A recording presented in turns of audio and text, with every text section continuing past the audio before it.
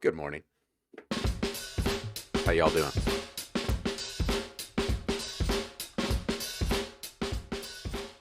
Hope you're doing well. Happy Wednesday.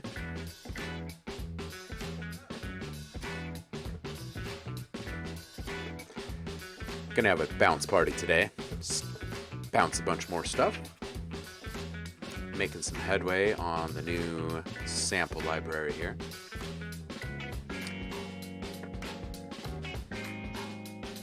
I'm gonna let this music chill while I finish getting set up here.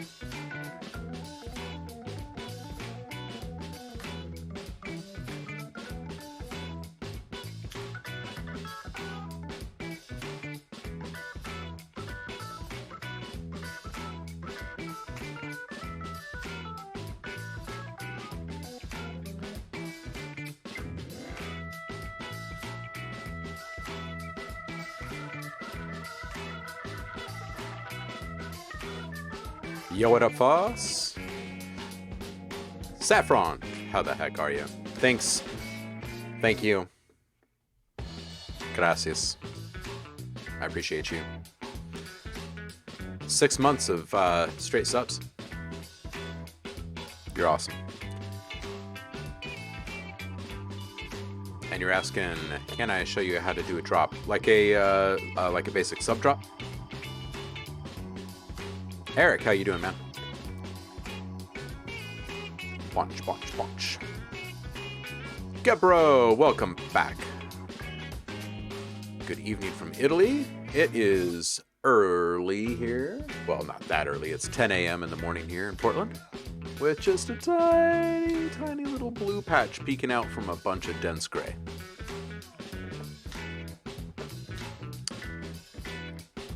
And I am hanging in there. Gebro, how are you doing today? It's good to see you back in here. Foss, isn't it nice to be in the sub fam? Hey, while you've got that badge, head on over to the Discord and download a bunch of free sounds. It's in the subscriber rewards room.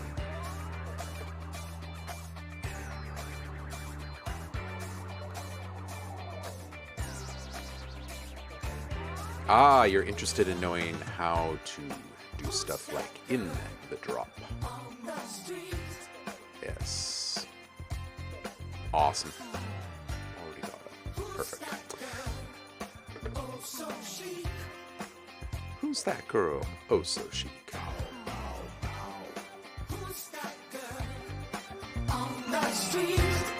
You want to know the story?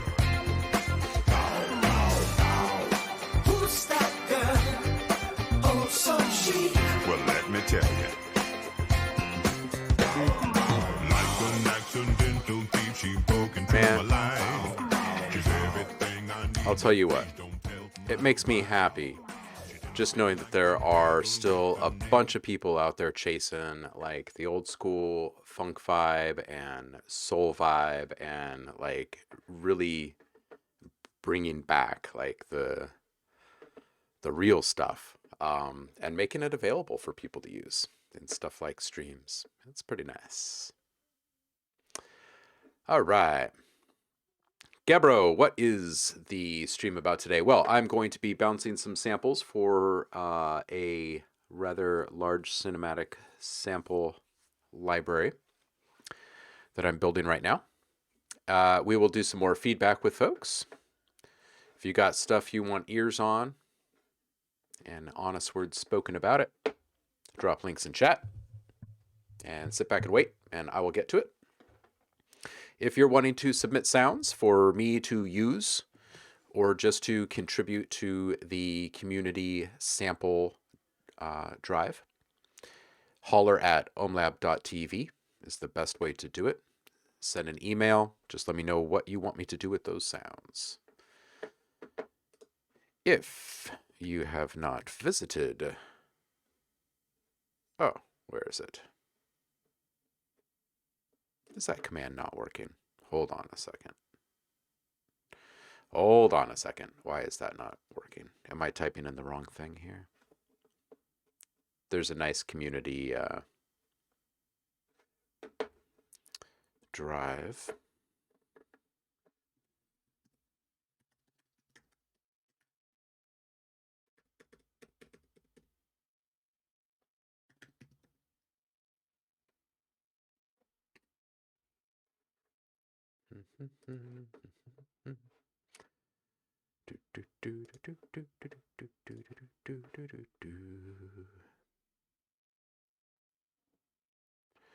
Modular Discord website rewards. Oh, it sounds. Psh, rookie maneuver.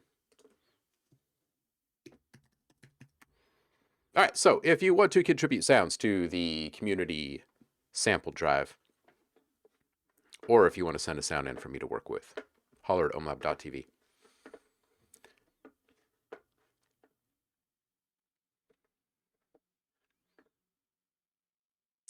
Gebro, no, I actually do not work with Premium Beat. But I do put my stuff out there in various places. Are you working with them? With Premium Beat? I'd love to know what experiences are like with them in general. I'm always curious.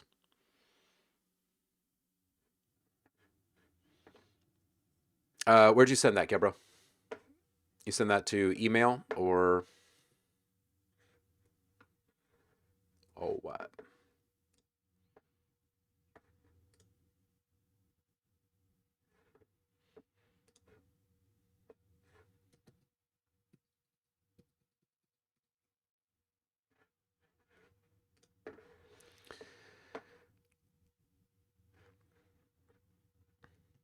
Gotcha.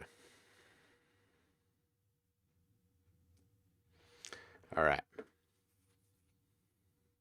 Well, we'll check that in just a sec. I want to know how the heck y'all are doing today. Who's in here?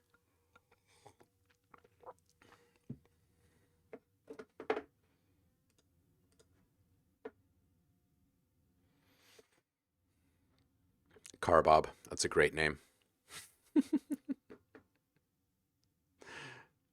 Awesome. Purple, I see you lurking. Hope y'all are doing well today.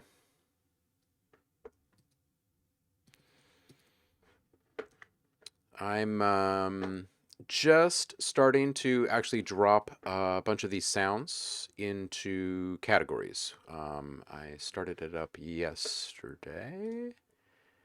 And let's see here. We're already at 500 megs.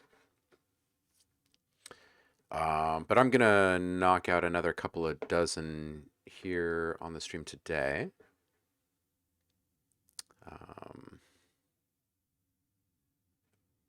And get this proposal officially approved. And then on to the next. But first I need to get into the zone and listen to a few of these. Get my head back into the game.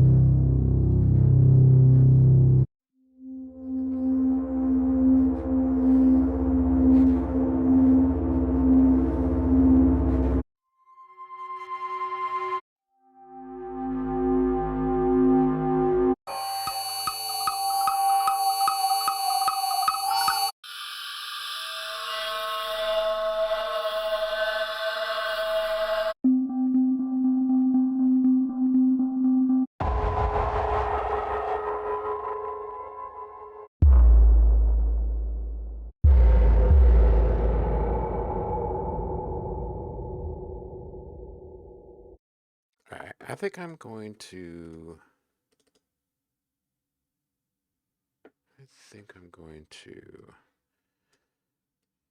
change the focus of this one and maybe actually just make it dark in nature.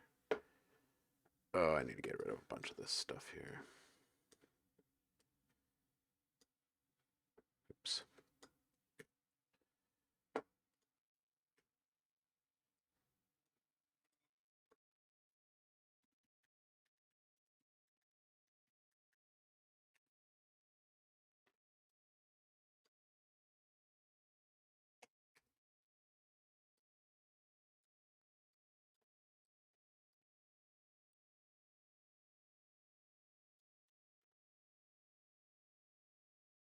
And we need to build the donkey today. We'll build the donkey today. We'll get that done. And I think I'm going to just change this right now.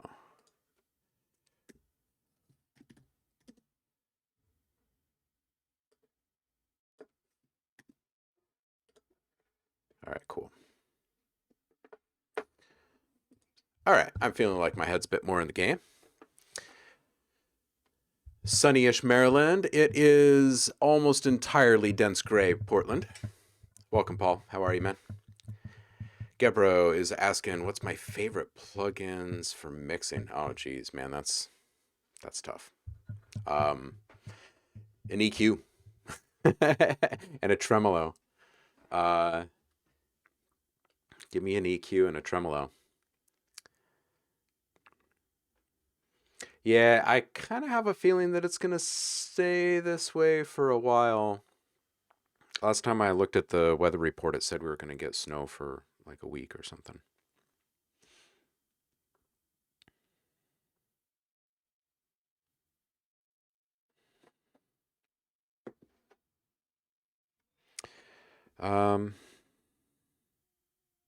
Not today, though. It looks like we're missing it by 1 degree today. Tomorrow, it starts in earnest. It looks like we'll have at least 4 or 5 days of solid snow. I have no idea how heavy the snowfall is going to be. Who's getting buried in snow right now?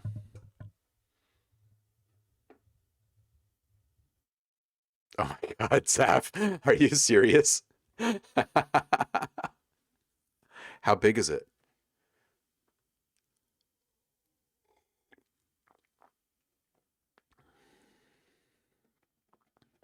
Yeah. 'Tis the season, I guess. All right, let's knock out quick feedback for Gebro, and then we'll jump into a little bounce party here. The world goes down. Let's check it.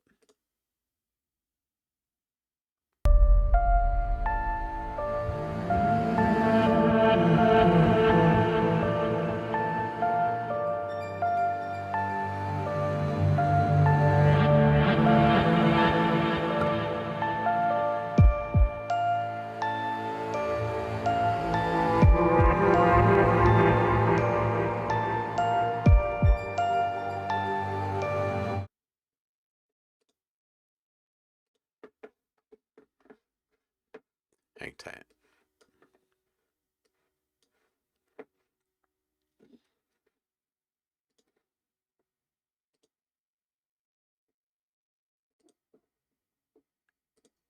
Man, are they really not hot linking, or is this like a private? Maybe it's a private track. Maybe that's what's going on.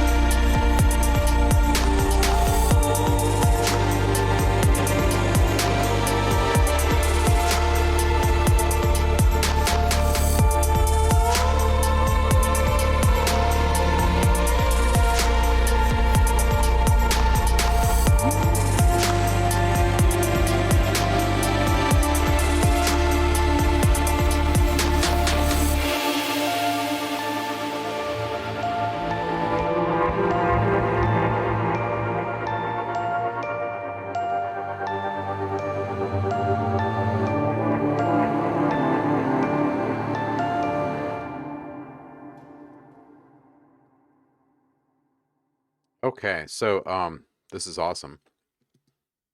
And before I start spouting off, I'll check and see what people are saying in the chat, so I don't get too redundant. Foss, where are you again? Lots of snow. Welcome, by the way.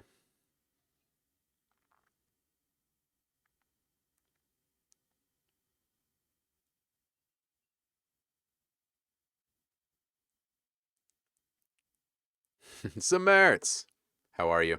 Welcome back. Ooh, 18 inches. Is that just like in the last day or something, Paul?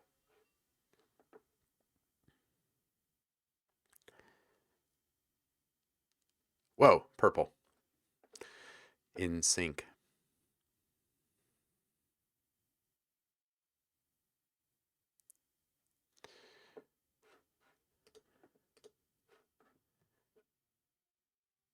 Oh my god, it's a painting costume.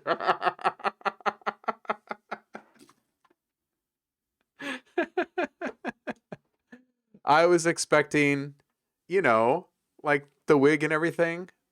That's hilarious. That's hilarious. Oh man.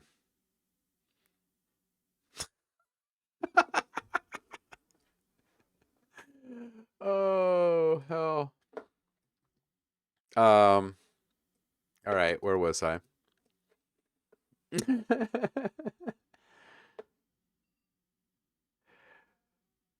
Oh man.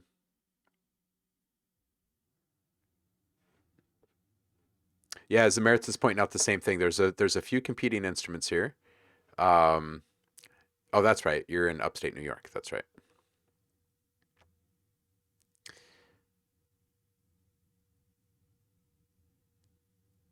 Yeah, it seems like that whole side of the country has just been getting it.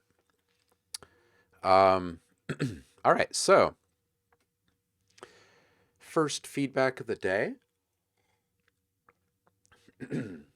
I would personally beef the initial sub impact a bit at 65 hertz or so. Alternately, a nice compressor with decent saturation. I personally, for something like that, would really like supercharger from Native Instruments, but really you can use whatever. Uh, it's just a nice saturator that's built into it. Mostly just to add some harmonics so it sits out a bit more, right? If you rough up the waveform, um, it's going to stand out quite a bit more. The bass synth could use a little bit of the same. It seems just a little too round and wholesome, almost, if you will, right? Um, the the whole feel of the track has this kind of I mean, it's obviously very dramatic, but it's got kind of like this dark um, thing, right?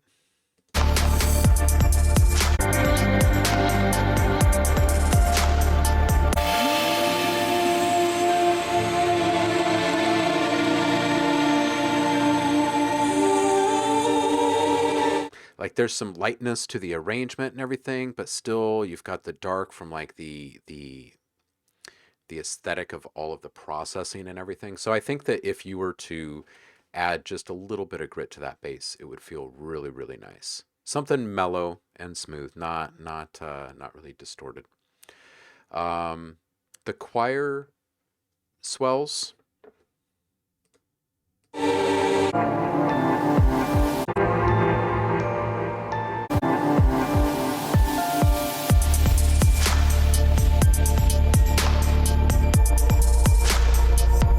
And I think really at this point, it should just be that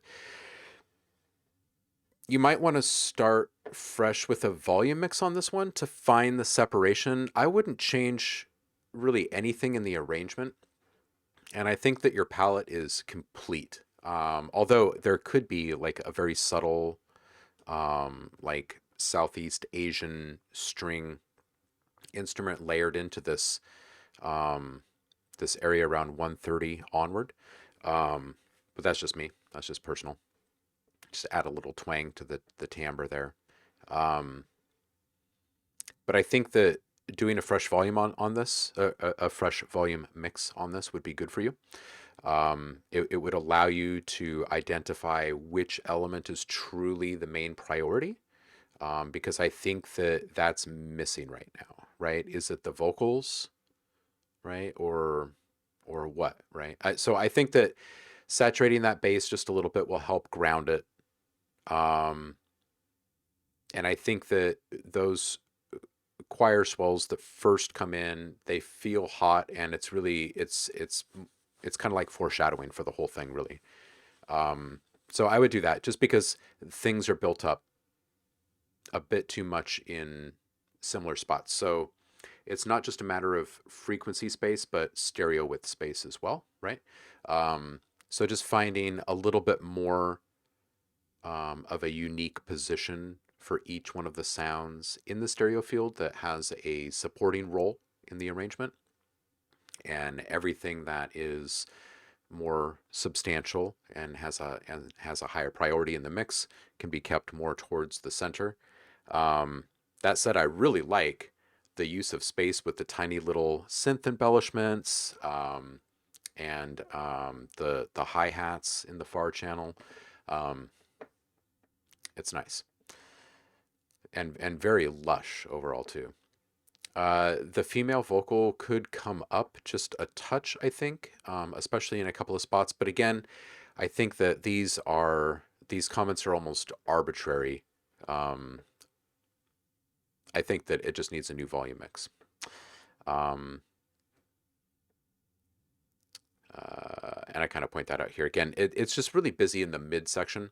So maybe finding a way to eliminate an extra, say, 50 to 100 hertz on either side of each one of your sounds that you've got EQ'd.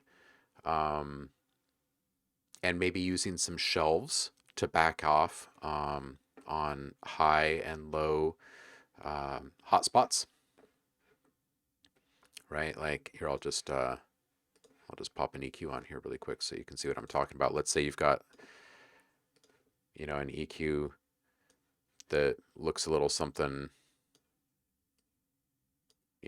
like this on a sound. I would, and if it's in the middle of your mix and it's got a whole bunch of mid frequencies popping off together, even if you're just backing off a couple of dB in your highs and lows where there's just more potential for crossover between different instruments, even that would be huge. And then paying attention to your dB per octave curves, right? Like if you can get away with it, if you're not chopping off the foundation of your sound or killing the life force of your sound, roll it up as much as you possibly can, with as steep an angle as you can for all of those supporting members in your mix, if you will.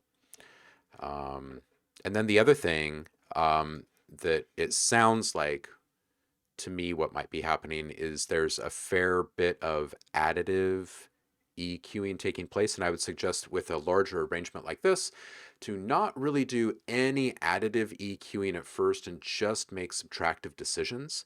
In fact, if you're new to the school of thought of less is more mixing, where you're trying to cut away everywhere to make something stand out elsewhere, try this. Try using 2 different EQs for your EQing processes. And I'll show you what I mean. So your first EQ would be entirely subtractive.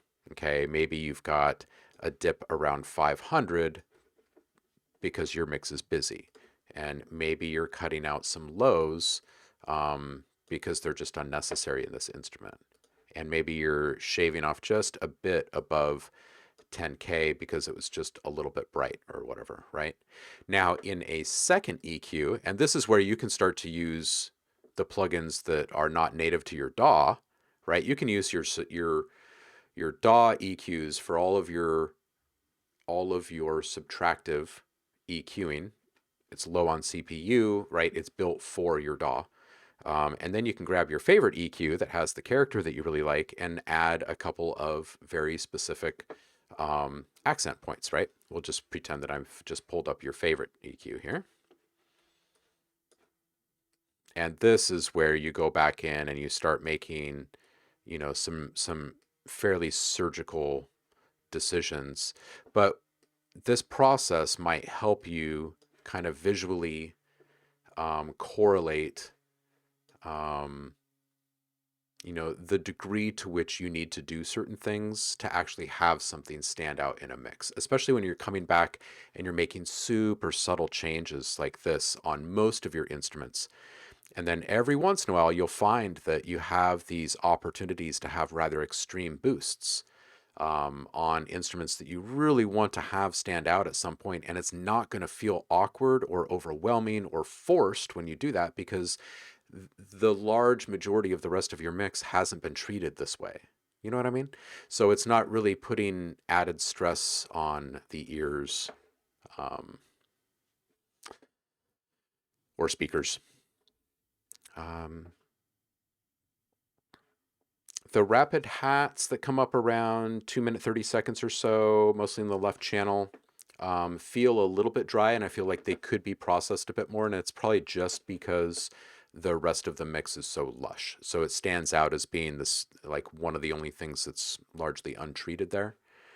Um, the other thing that I would mention besides the additive EQing is compression. If you have a bunch of compression happening, um, and there's gain being added back in all of those processes, I would go back and kind of have the same mindset as like the subtractive and then the additive EQing. Go back and first apply your compressor as it was originally intended to be used, which is just to attenuate peaks that are errant or sitting above the dynamic range that you actually want for that instrument, right? And tap those down. Um, and then ask yourself, like, do I need to disclose more of the fine detail that can't be heard from that original sound?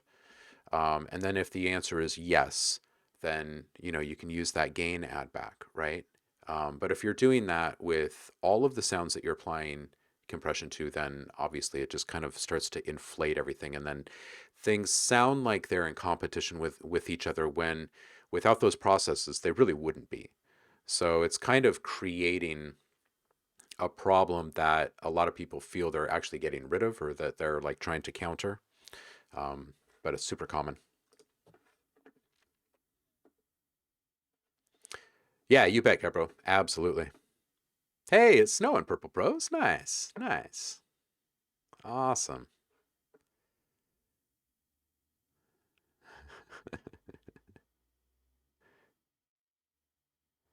That will be my Pillsbury Doughboy if ever Ghostbuster situation. Giant Bob Ross painting man crushing the midtown. I can see it. Oh, that's awesome. That's awesome. That's so funny. All right, we're gonna have to figure out when I'm gonna start doing these Mod Ross episodes because it's gonna be fun. Yes, I have already done this. Okay, cool. If anybody else is wanting feedback, you just holler at me, scream, yell, jump up and down, do what you got to do to get my attention. Otherwise, I am going to be knocking out more sounds and just making stuff happen. Oh, and we need to do the donkey sound today, don't we? And I'm thinking that maybe what we need to also do is figure out a couple more um, a couple more, what am I trying to say? Commands, I guess, in the Twitch world, right? They're commands. A couple more commands that you guys want to add. I know that there have been requests for the Savage to be added for you guys to be able to trigger. I figure we could do the donkey and the squirrel as well. But what else do you guys want to see? Maybe I'll even put up a little poll for you guys.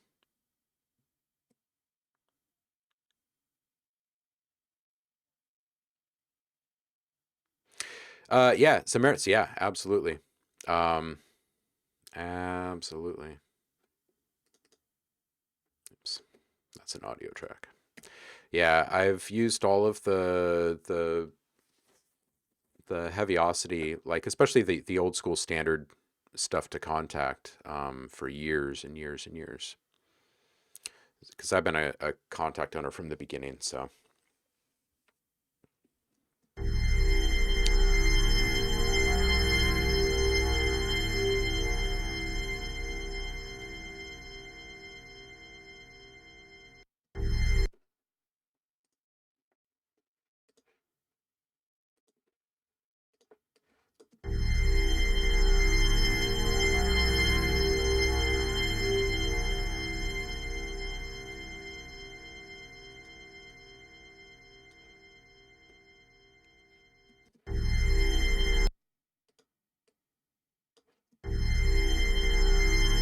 I don't even know if I like this one.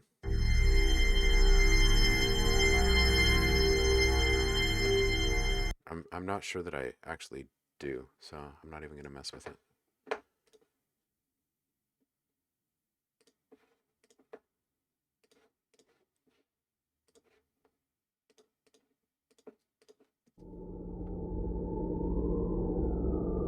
Oh, yeah, true. Let me go back and hit that. Thank you for reminding me, Zamerits.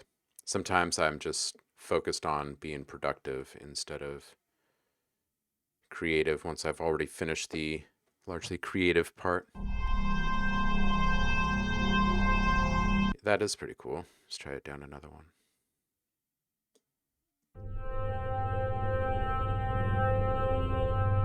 Yeah, those are like kind of space, like Star Trek or something, huh? All right, good call. Zamerits, I need to buy you a cup of coffee, man.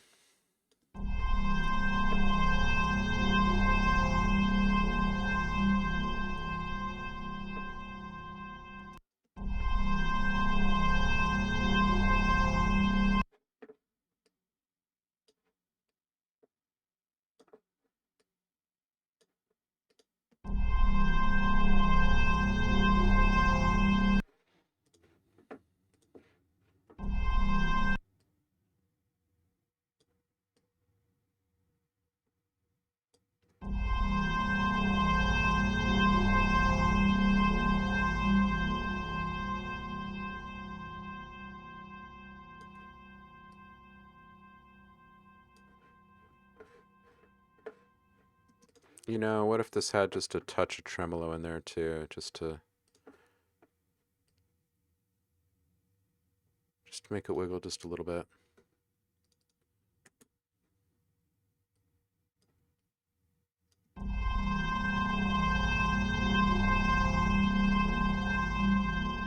It's a little extra tension in there, huh?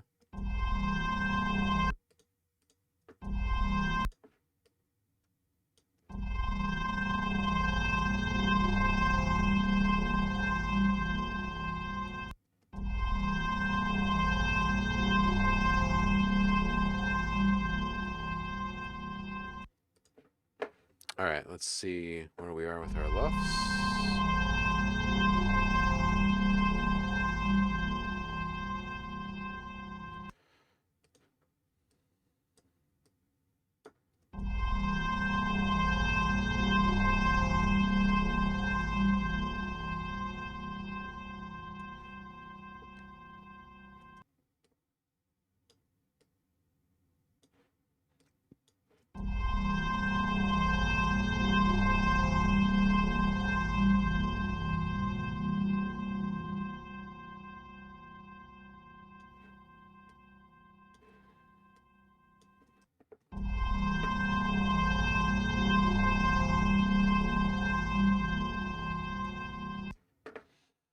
All right, let's saturate this a bit more.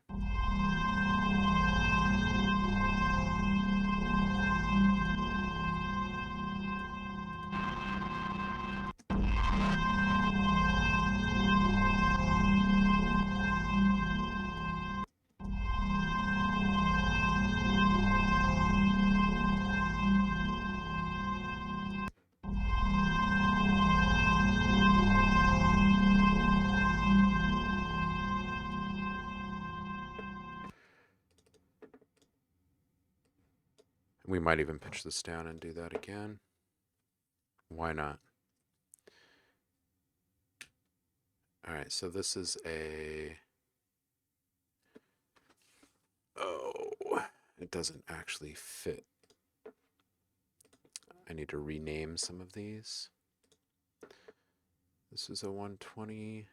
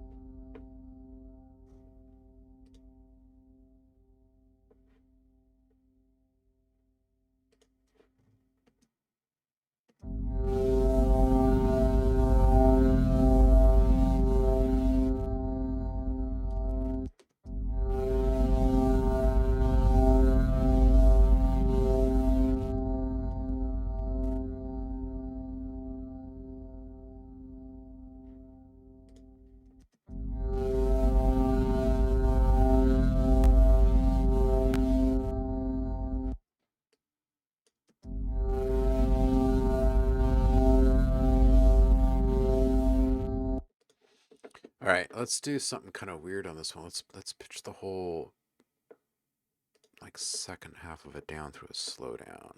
Let's do a rather large fade like this and switch it.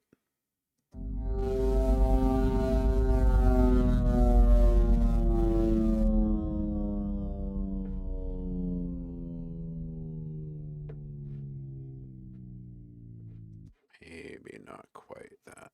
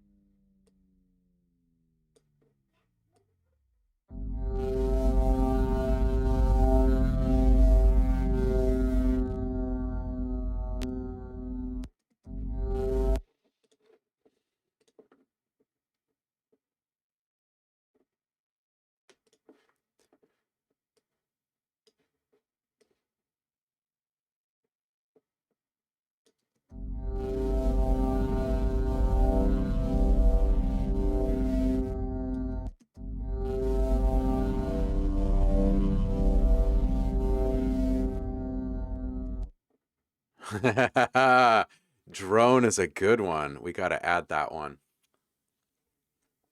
I like that.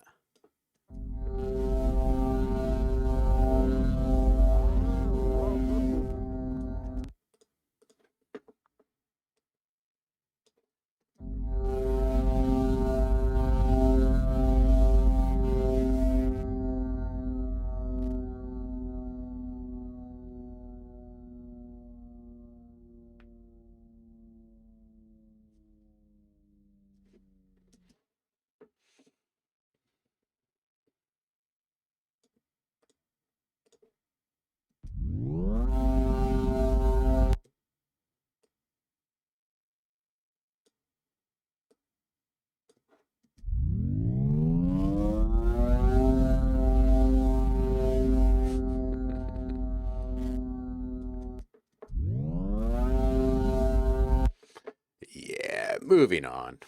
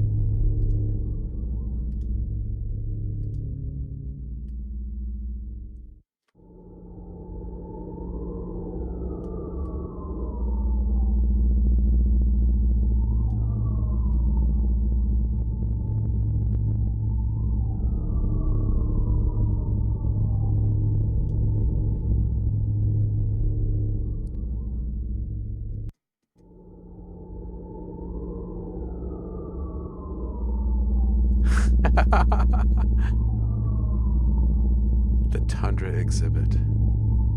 It does, doesn't it?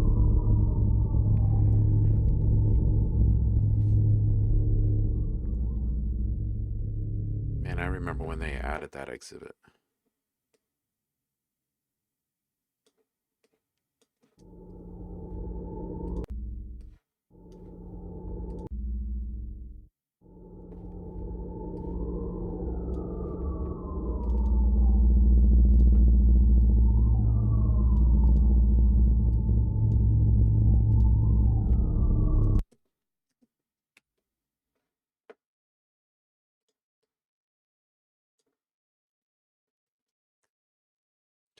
Get this one to the drones.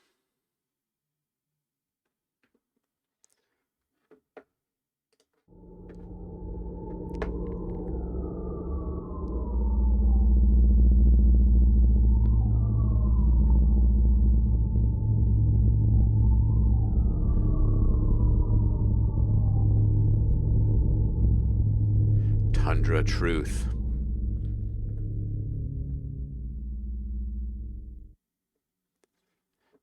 Got a link here from Paul. It's been playing with Drone E.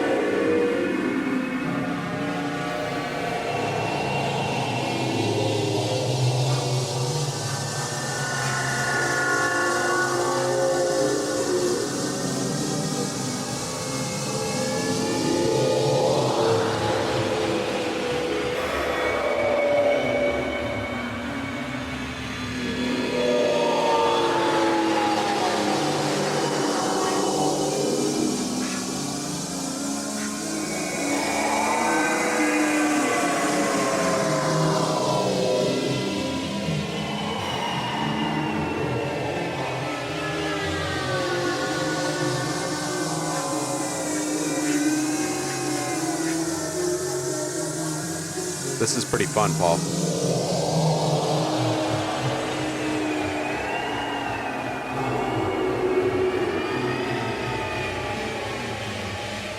Young Forever, welcome. This is the kind of crap you do at 1 a.m. It sounds like you had a fun midnight session last night, dude.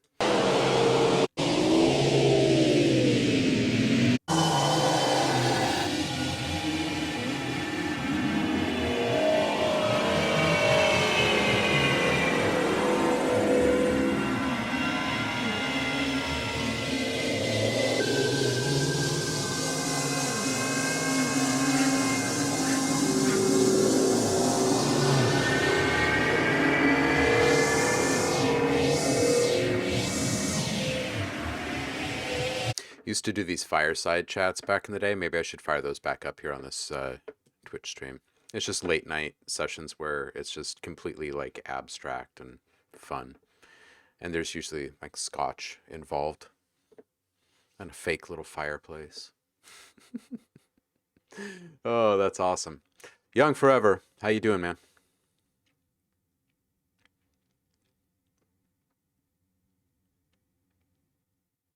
Future Indy 500.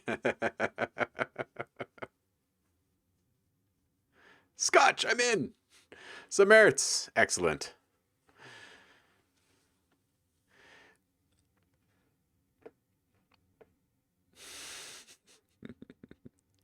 Oh, that's awesome. All right, so did I actually bounce that thing? Pretty sure I put that into drones, right? Yep, I did.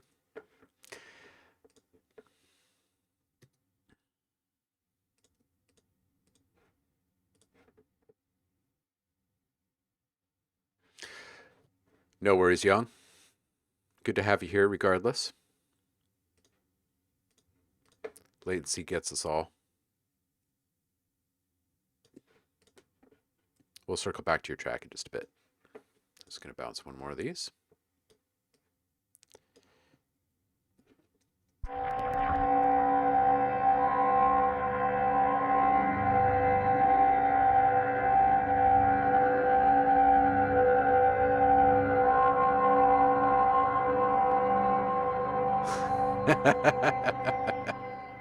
Yeah, Saf.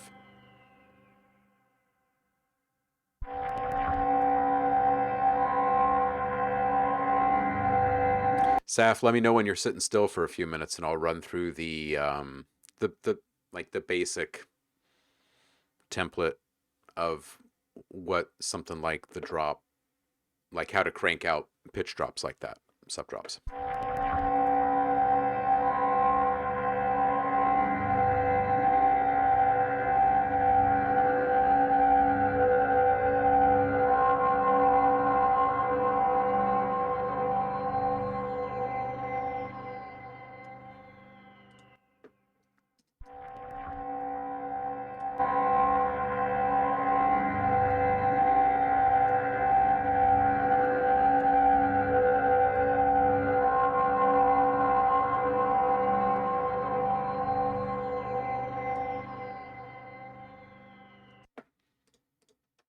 Well, that was easy.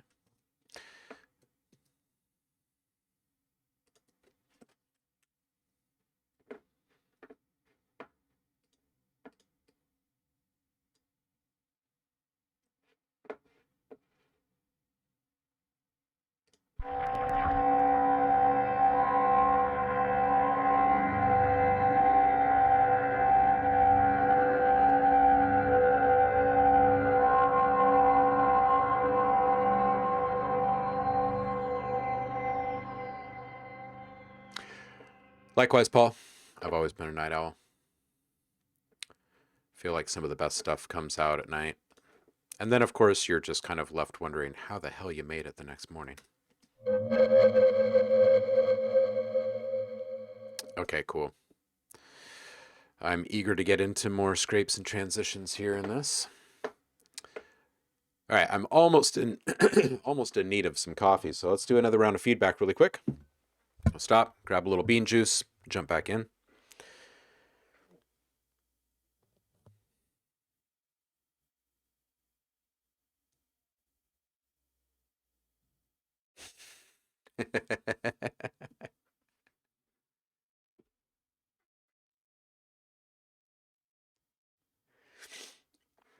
All right.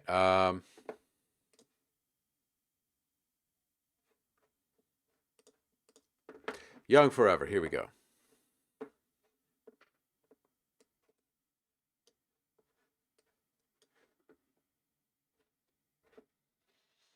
Dork mammal, huh?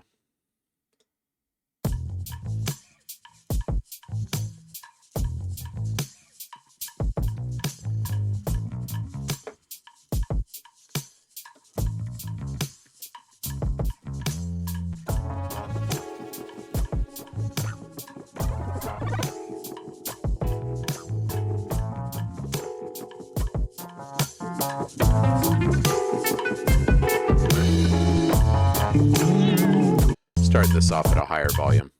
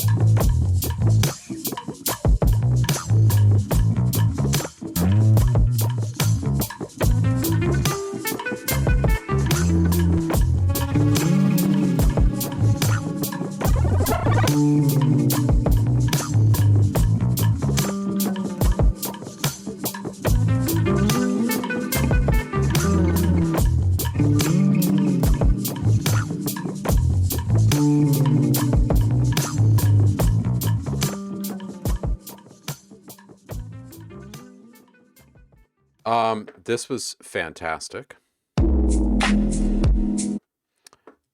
Fantastic. Thank you for sending this through. All right, I'm going to scroll through the chat really quick before I start blabbering.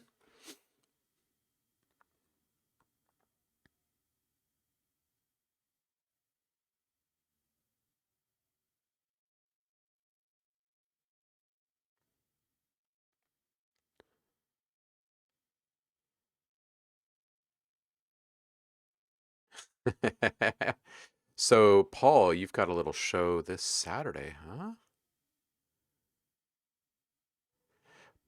Rubbery, gooey goodness. Yeah, absolutely. Sludge funk. I like that too.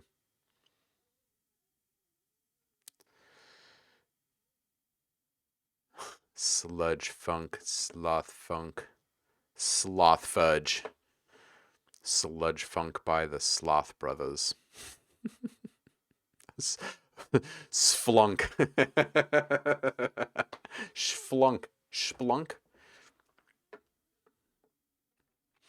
Yeah, it does sound so bubbly. Nate, welcome, dude. How the hell are you? All right, so let's run through the feedback here so you can make sense of this.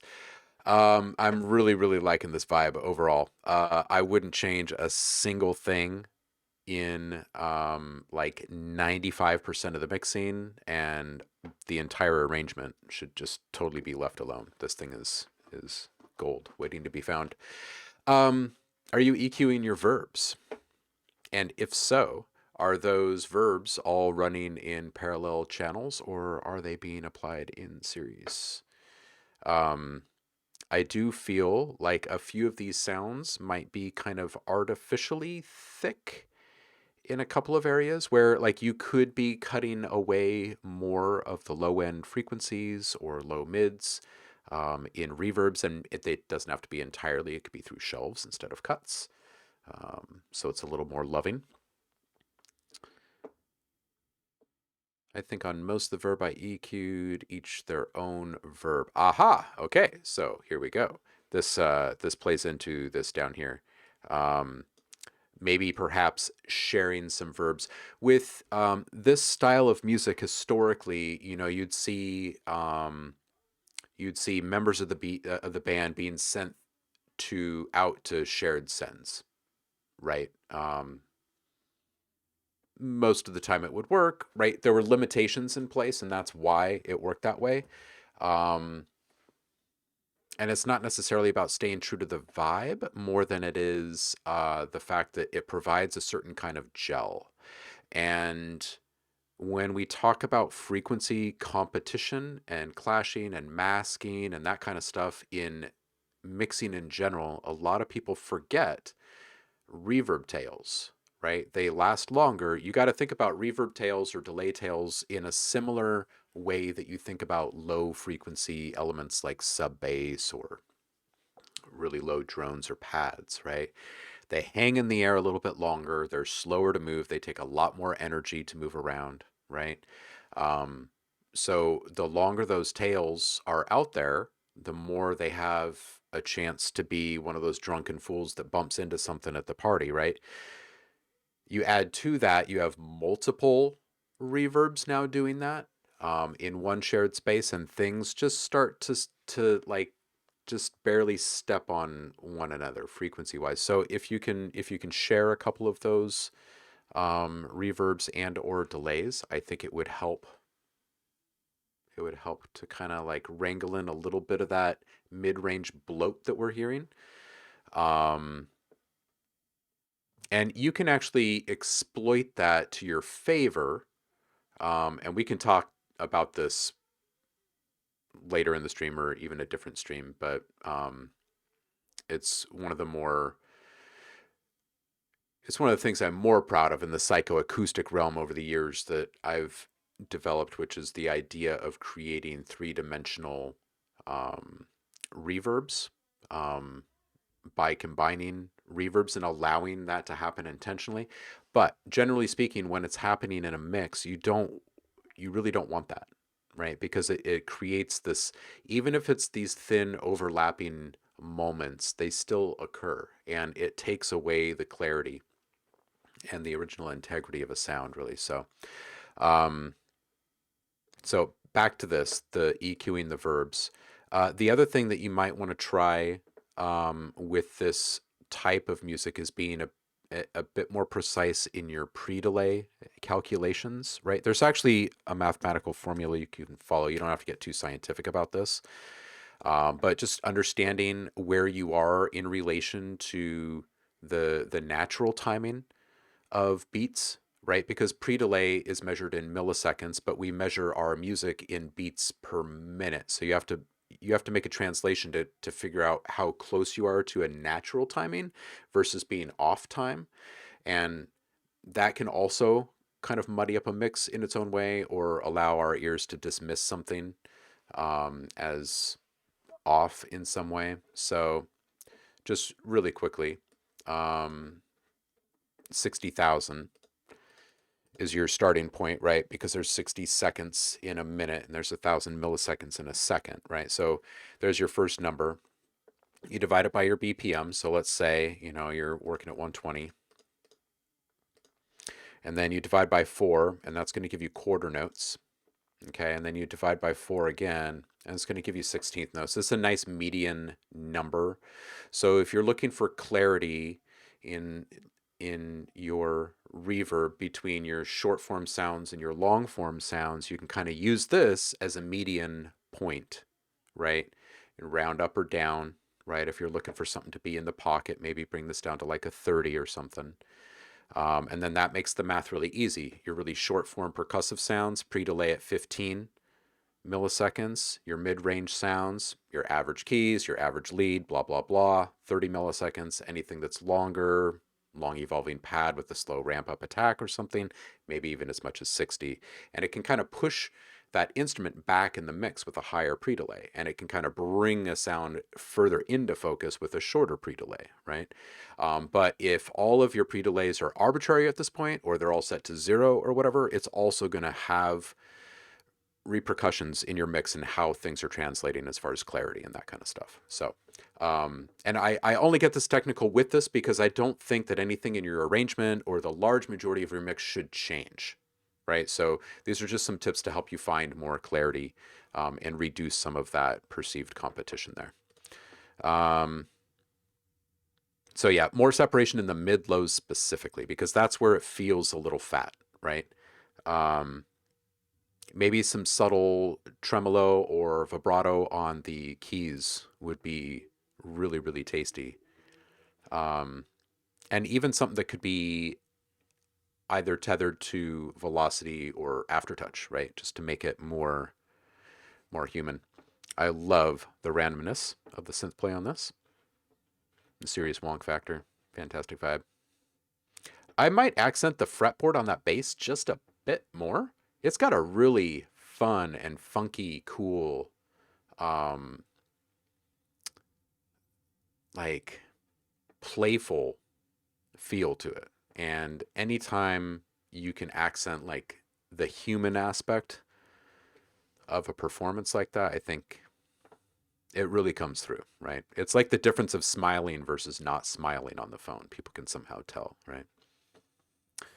And those slippery guitar notes, man, are freaking great. I would find better isolation for these. And by isolation, I just mean find a specific place in which these can live both in frequency and stereo position, right? So when we talk about a volume mix and we find our hero or our main priority in the mix, and then we mix around that, right? You set that one to like your neg 6 factor or whatever, and then you bring everything else up around it that's supporting, right? But what people don't talk about enough, I think, is finding that same exact kind of isolation in the stereo field, right? So I would just find a greater amount of separation, and it's not just isolating it through attenuating frequencies of other instruments in the mix. It can also be constraining the frequencies that you're actually allowing us to hear from that guitar performance, right? So think more of like a band pass, right? And bring your highs and your lows in as much as you possibly can. And it will, in turn, help bolster and focus our attention, at least on the guitar, and that's really what matters. Around 150, before it all slips away again, it's really busy, and I feel like everything is being showcased at once, and it's a really good spot to look at, right? More intention in finding the priority or hero in the mix. This just kind of goes back to figure out what it is when your mix is the most busy, to have a clear kind of front runner, and everything else can be kind of equal beneath that, right? I think you'll find a better overall vibe in that moment there. And yeah, we already talked about the shared verbs and just more a precise EQ, just paying attention to the dB per octave curve on your cuts. Make sure you're using your shelf to kind of help accent those cuts, not using resonant peaks where you don't need to, using more subtractive than additive EQing. And just remember that the bandwidth, the Q factor of a peak, is what is in charge of or in control of how much you're messing with all the frequencies around the general area that you're accenting or attenuating. I know this is like super, super basic, but like really it's a profound thing when you stop and think about it, right? If you can narrow the bandwidth of an accent without it starting to seem unnatural, then do that. Right. I'm of the school that you go beyond what you should do and then back off. Right. Understand the difference in like extreme, like your extremes, not enough and too much, and find that perfect balance. Sub Vids, how you doing? Ooh, the whale guitar or the weird higher register notes. Yeah, I like those fret scratches too.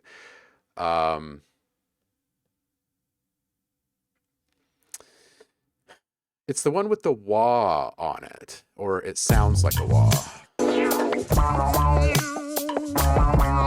Right here.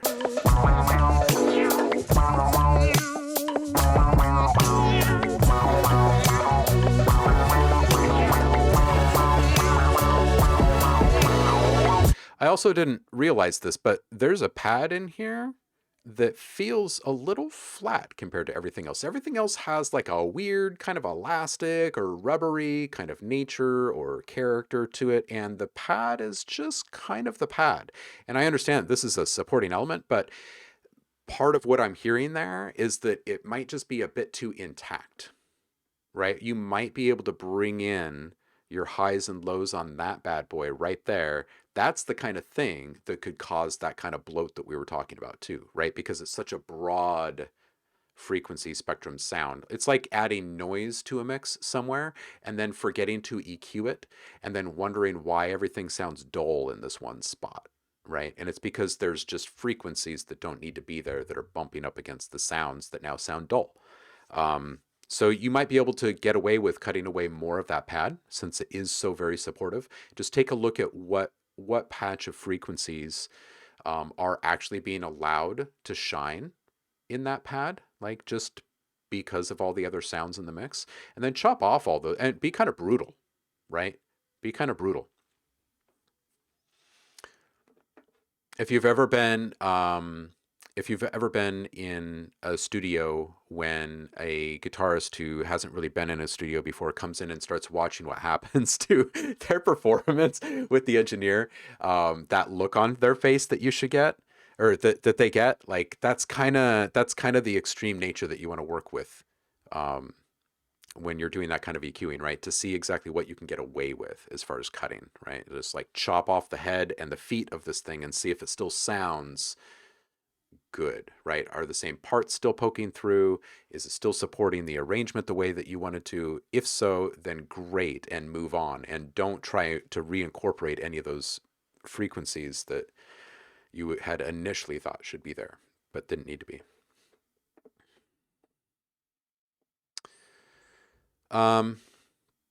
Okay, so here's the thing is if you only make your pads wider, which, there's nothing wrong with making your pads wider. It's just making sure that they're now not stepping on anything else in the mix. So what I would personally do is I would actually set something like a pad and make sure that you're not running in a balance mode, that you're actually running in a true stereo mode on your pan pots in your DAW. But then move that thing off to one side by a fair amount, right? If you have anything in your mix in this one besides your kick, your bass, and the vocals, then move it off to one side or the other and see if you can just kind of close your eyes and imagine where each one of these sounds would be on a stage, right? Each one of these sounds is a person in control of those sounds. Where would they be on the stage, right? Just put your drummer stage center and put the singer right in front, right? And the bassist right next to them. So there's this tight grouping, and they're in your mono channel, right? They're right in the middle of your mix, and everything else is going around them to a certain extent. The other thing you can do as far as getting stuff out of the middle and adding interest, you can use a simple tremolo or an auto pan to move stuff around in the stereo field. You can use a tremolo to do that by offsetting the phase of the two channels. If you keep them in alignment and not out of phase, then you can use it as a natural volume automation tool, right? And just allow there to be just kind of a greater amount of organic movement in there. There's lots of stuff that you can do to pads and any sound really without having to apply another process like chorus or something, which makes it harder to hear in the mix, right? Because it starts swirling frequencies around, which makes it harder to work with everything else in the mix. So finding a couple of ways that you can increase separation in this without increasing the number of like real audio processes in play.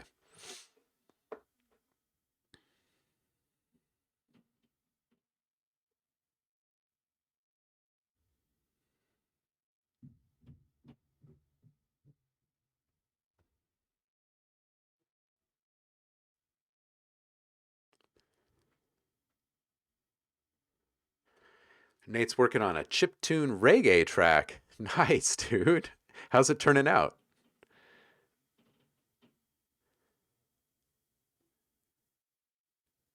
Mr. Bungle. You mean Mike Patton? Oh, there it is right there. I did not scroll up enough. Nice shout out to Mike Patton there, Foss. Big fan.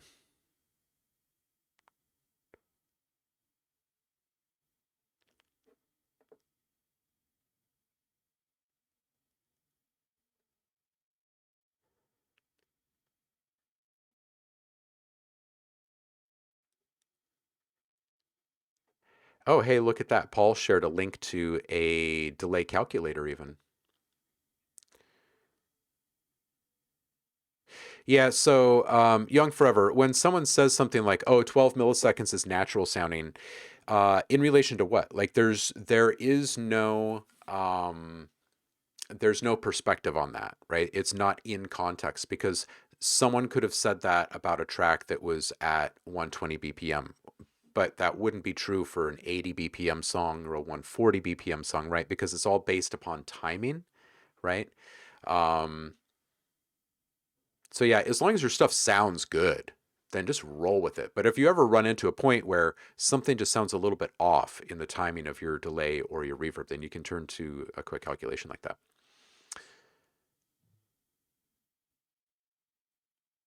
Pavloism, welcome back. How are you? Yeah, we can do some feedback for you here in a bit.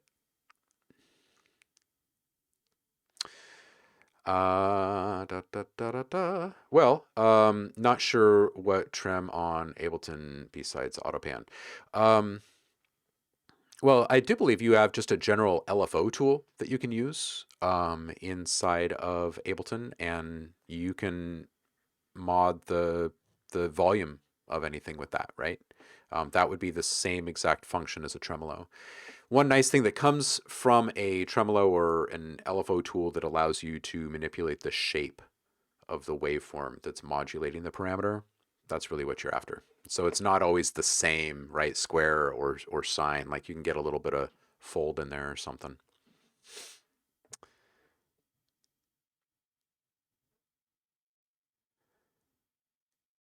Well, Nate, you're fam, so get your stuff in here. LFO the LFO. That's right. In every curriculum I've ever written, there's always been a day dedicated to modulators, modulating, modulators, modulating, modulators.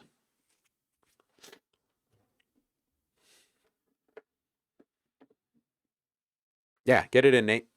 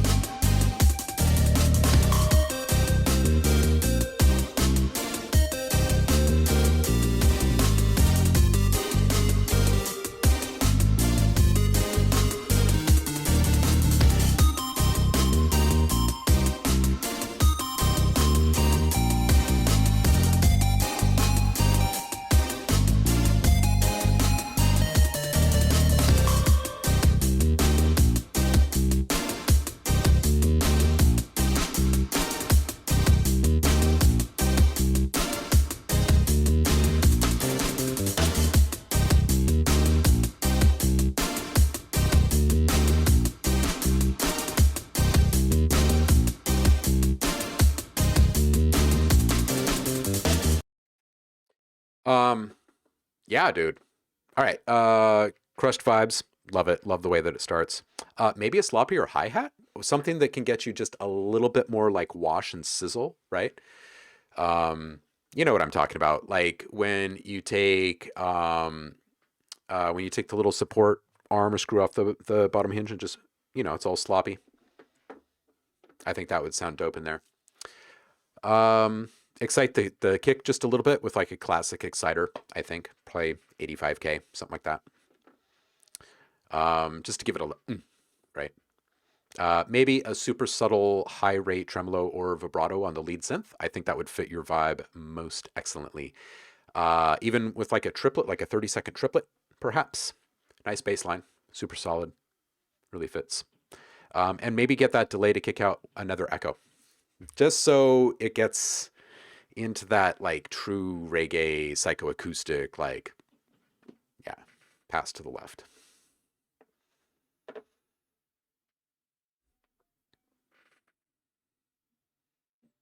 Oh, yes, and with Paul on that too. Absolutely.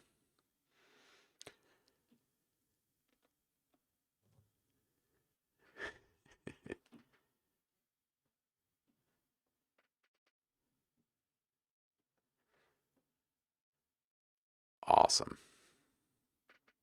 All right, I'm going to go grab some coffee, and I'm going to hit the bathroom. And when we come back, we're going to hit Pavlowism and Pavloism. Thank you for the follow, Young. I'll be right back. I'll leave you guys with the tune. You guys can jam. Don't go anywhere. We'll do more.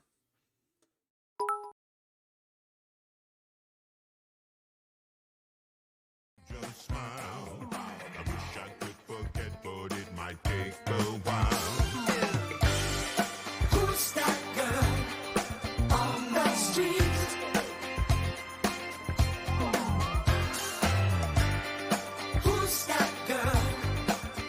so chic. I always tell myself it's just a harmless flirt. But if I keep this up, I know I will get hurt.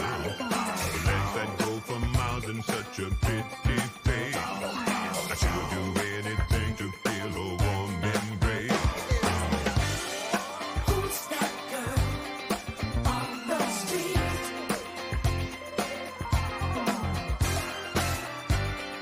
Who's that girl? Oh, so chic.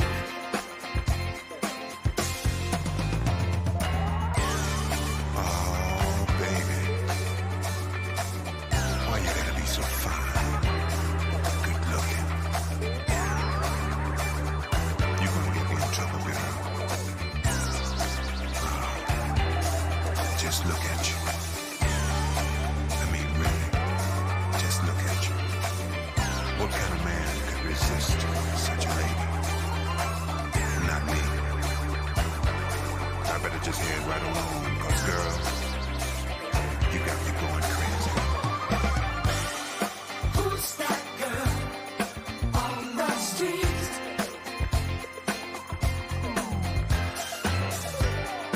Who's that girl? Oh, so chic.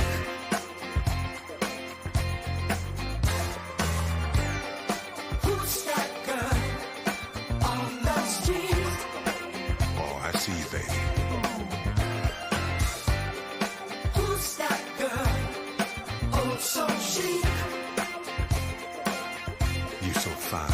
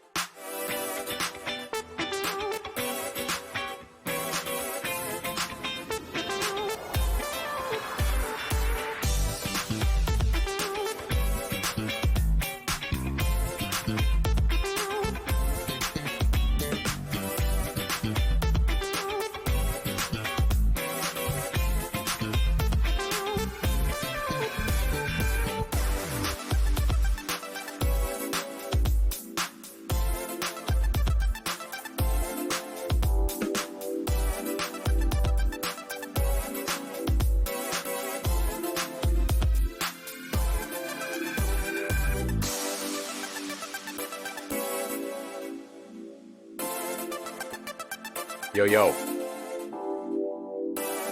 We're back.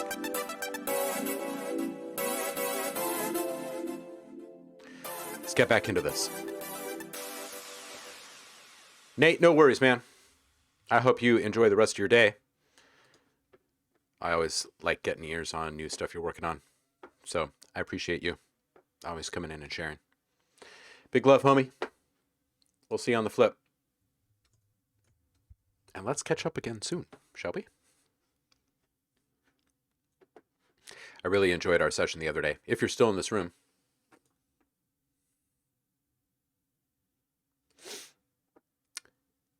Young Forever's got one more. All right. Before we hit that,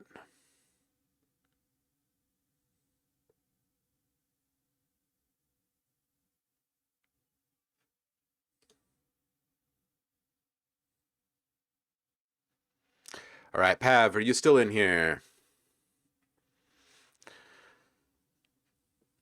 I don't think so. If you are, give a shout in the chat. If not, we will circle back to yours. All right, Young, we'll do one more because we really like the first one. Then I'm going to get back to bouncing for a bit. See if I can knock out a couple dozen today.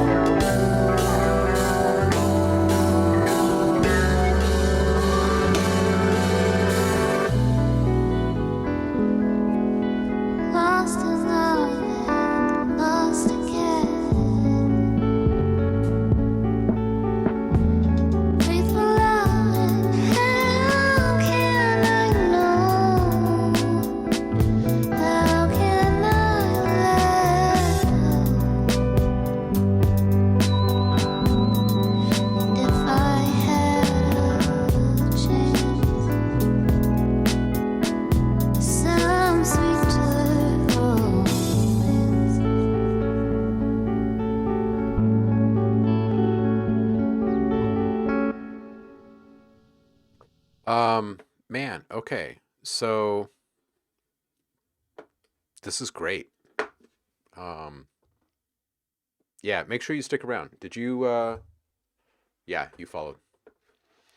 Thank you for that, by the way. All right, so right out the gate, I love the offset timing of the elements to kick things off. It just instantly relaxing. Nice icebreaker. Guitar is a bit hot and upfront, which usually means I'm about to say later in my feedback that it needs a new volume mix, and I think that it does. This is another one of those where I would pay attention to the amount of compression that's being applied to the individual elements and ask yourself, does compression need to be on here? Are the peaks actually too big? Or was I, for some reason, unable to hear nuances in the sound? Like what is the reason for the compression on each element, making sure that you're EQing the reverbs, right? And making sure that um, you're sharing when possible to save on that, like consolidate that space, like we talked about in the last one. And it does seem a bit crowded in the middle at 130. There aren't too many elements in play though, so that does make me wonder about the EQ work and perhaps overcompression with gain boosting. Um, Man, the live vibe that you've got from the noodling on the guitar and just the relaxed everything supporting it is just, it's a great vibe. It's a great vibe. Very, very refreshing. And very cool to hear you playing with the drum processing too. I'd combine that with a bit of spatial stuff, right? If you're going to get out there, get out there. You know what I mean? Like everything else is able to float in the song. Maybe the drums need a chance to do it too. It doesn't have to be crazy. It doesn't have to be over the top or anything. Um, but give yourself the allowance to do that. Like get out there and push it just a little bit further. Um, I like the constrained vibe, but even the Beatles would have pushed it just a bit farther, right? So I would do that, and I am loving her voice on this. Like this is a really nice pairing here. This is it's good. Imaginate's in the house. What's up, Danny? How are you, man? Isn't it lovely though? That's what I was saying.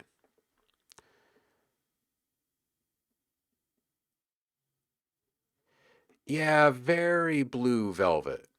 Yeah, yeah. Um, yeah, it's certainly got like it itself is not Lynchian in any way, but it would work in any Lynch production, I think. It's got that vibe. Um oh, Saf, we'll be going for another hour at least. Um yeah, and you can absolutely submit for feedback anytime, brother. And again, when you're sitting still for a couple of minutes and can stare at the screen, I'll run through the sub drops for you and just a couple of quick ways in which you can process all of that quickly. Um, I would agree with Paul on this. The lap steel sound, it's got a bit more. It's not just EQing with that, it's a bit more. There's like a little bit of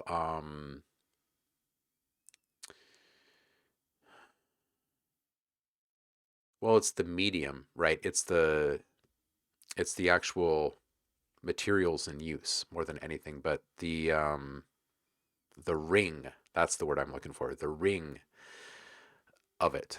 Um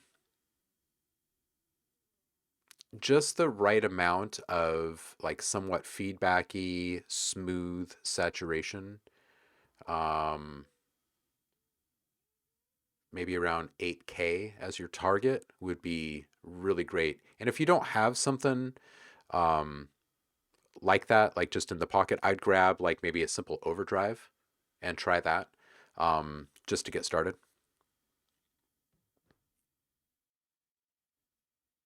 Ooh, background vocals.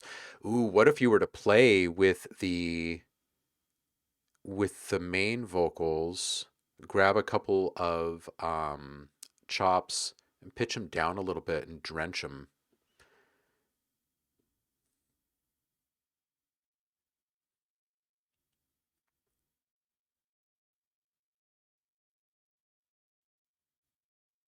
Lurking while working. Nice one. Oh, absolute Mazzy Star vibes, man. Absolute. Lynchian ethos. There you go, Paul. That's a great way of putting it. Man, synced up today. Yeah, dude.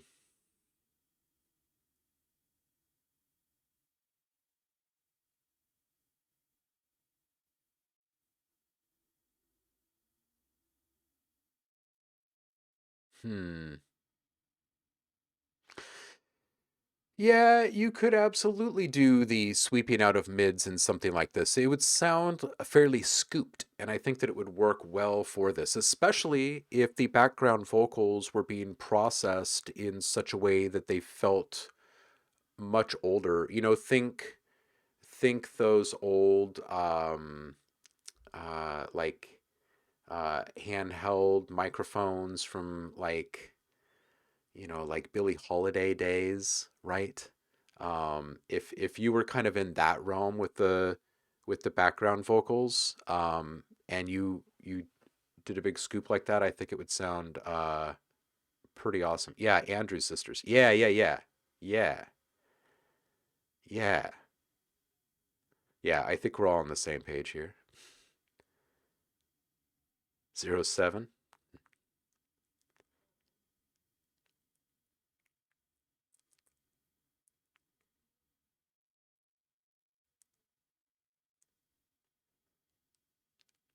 Yeah, this is a nice vibe, man. This is good. Very cool stuff. Thank you for sharing. And we'll keep an eye out for Saf. Drop in a link. I think that's it, right?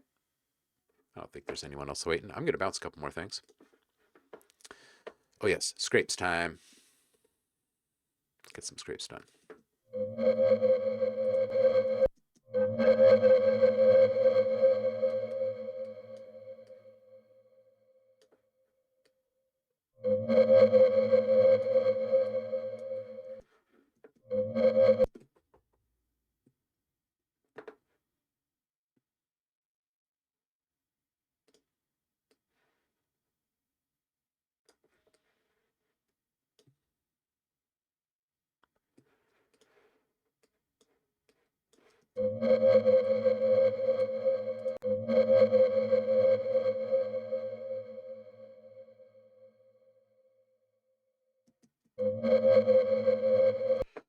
It's not really doing it for me. What about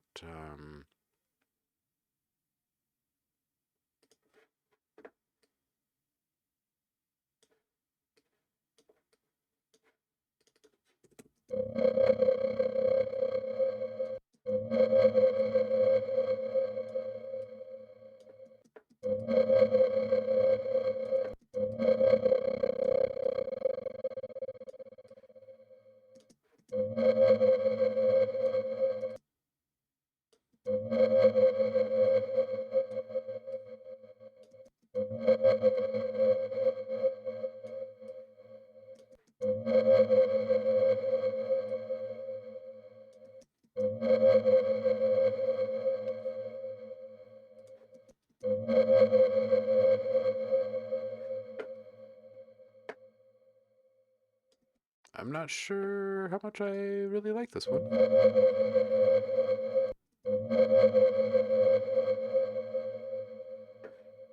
That's okay though. Panic scrape. I don't even think we need a BPM tag on this one. Let's just toss this one into... Oh, I need to reorganize these.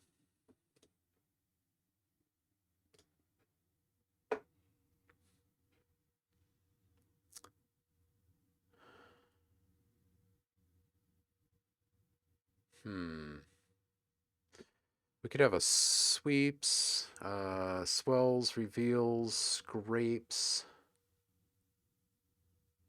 Yeah, we could reorganize this a bit. I guess.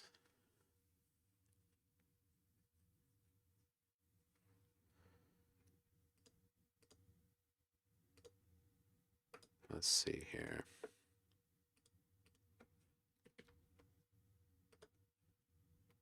Oh, I can't do that because I'm in a dialog window here. All right, we'll put it in here. This is a panic scrape. Let's just kill the BPM.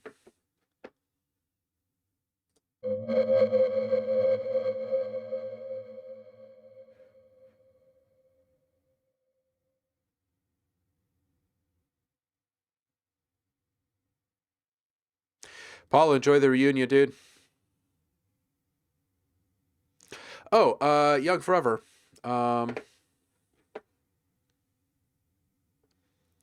Yes, I would accent the low end. Did I skip right over that when I was talking feedback? Yes, I would. I would accent the low end on the bass. I absolutely would. I don't know if the whole mix needs a warm up. Um, but I think accenting the low end again around like 85 or so. I was thinking that in the last track as well. But I think that's a really solid kind of harmonic realm for that.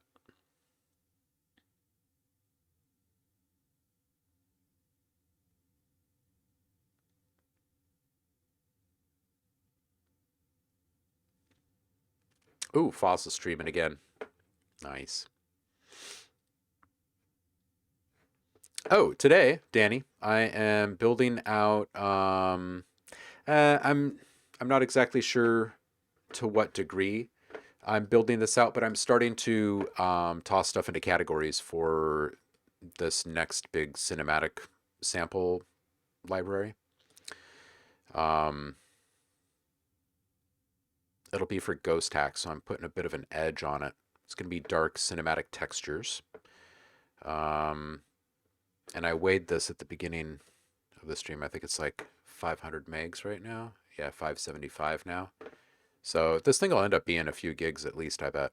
But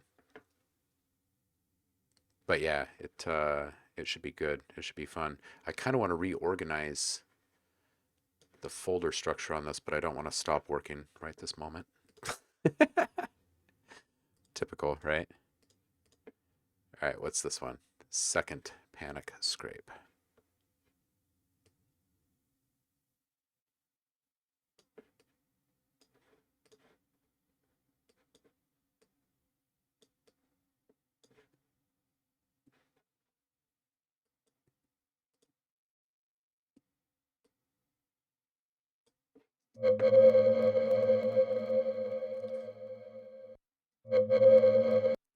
No.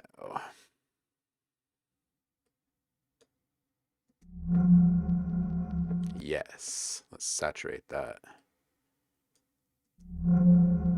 More.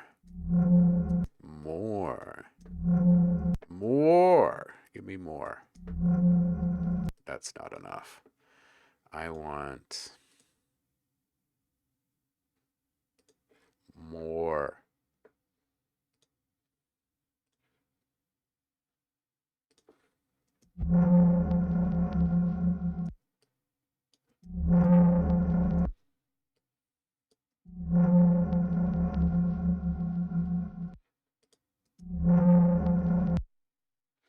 This is not enough. I want...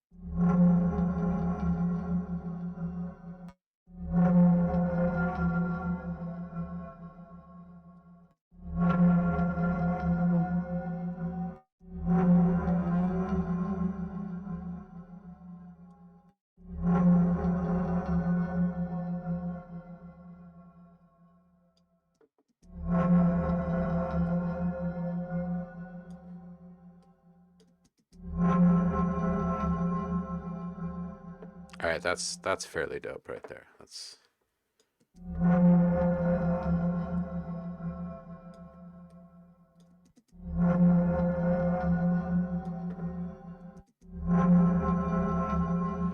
I like that. So push that just a touch.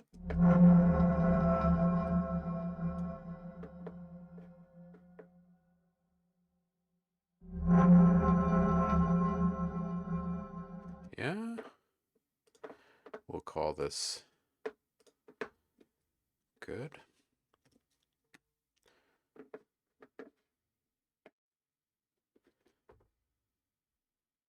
Oh,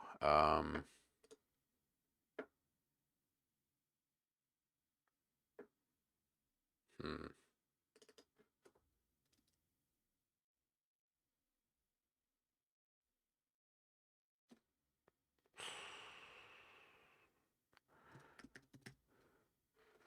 I have no idea what to call these sometimes.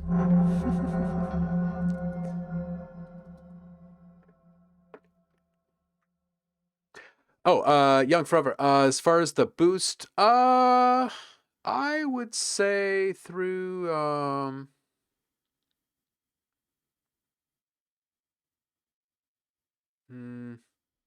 if it's just an EQ, maybe 2 dB, 2.5 dB. If you're going to boost it through saturation, which I would actually recommend just simply because it's going to generate more harmonics in the sound, which is going to grab the attention, right? If you can rough up the waveform just a little bit, it's going to, help people kind of sink into it a bit more. I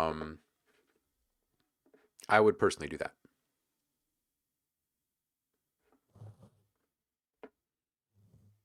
Peeking through the list. What you peeking at? Did I leave something on screen that I wasn't supposed to? Coinmonger, welcome. What's up, cool cat? Or were you just peeking at these? They're fun. They're fun. It's a bunch of cool stuff. I really need to flesh out this atmospheres today. Maybe we'll just do a quick little sprint. We'll knock out another dozen or so of these random weird ass abstract scrapey thingies, and then we'll knock out a bunch of atmospheres really quick. See how much we can do.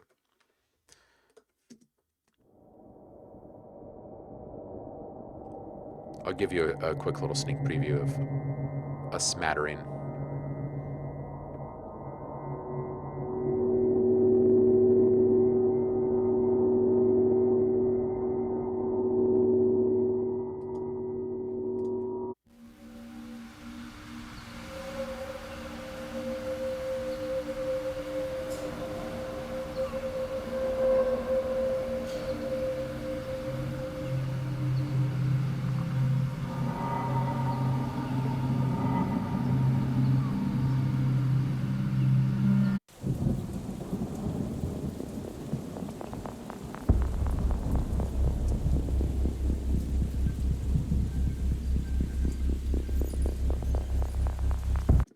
Danny, take care, brother. Yeah, exactly. I would like even if it's just a matter of not even adding drive, but just borrowing the circuitry and character of a distortion plugin, for instance, right? You know how you can there's an audible difference when you just switch on um, a pedal or um, something in the rack in the studio. You just feel the difference because it's run through all of those circuits. Um, yeah, yeah, that's what I'm thinking. Ah, thank you. Yeah, this has just begun because this is just the whenever a new library is started up, there's this period of time where it's in somewhat limbo, right? Because say a label reaches out and they say, "Hey, this is what we want." I say, "Okay, cool." Well, there's this artistic freedom moment where they're like, "Hit me back when you've got something awesome," um, and you kind of go through this process of like, okay, this I think what I'm going to do, and of course it changes a bit, um, and then it all kind of starts to distill once you start moving into things into specific categories. But this is the beginning of this one. Yes, absolutely, Saf, absolutely. Hey, if you're sitting still really quick, I'll show you how to do the pitch drop stuff. Very, very simple. Let's just scroll down and wait, where was I before I do that? I just did second panic scrape. So I'm on this one.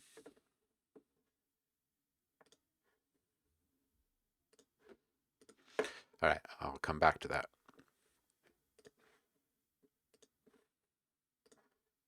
All right, so grab a synth. Any synth will do. And start with probably just like a basic sine wave, maybe to start. And you can start it in mono, so it stays really well rooted. Your processing that you apply will take it out of stereo, depending upon what you're doing. I like starting with the sine square personally because it's easy to add grit without actually having to process it with other plugins, right? It's just simply the melding of a couple of different waveforms. So it's like a long form it's like a long form kick or something, right? You're just let's see here. You want on your amp envelope, you want a really tight attack. You want a fairly long release so it isn't cut off at any point. And you can leave your level up. And then you're just going to have to set up a modulation envelope that will indeed just take it down. And it's up to you how far down you want to go. You can go arbitrary numbers, lead up to some good stuff. You could do this in Serum or something that's a bit more visual. I really like doing subdrops with something not quite as visual, so you're forced to use your ears. Oh yes, got to leave your level out.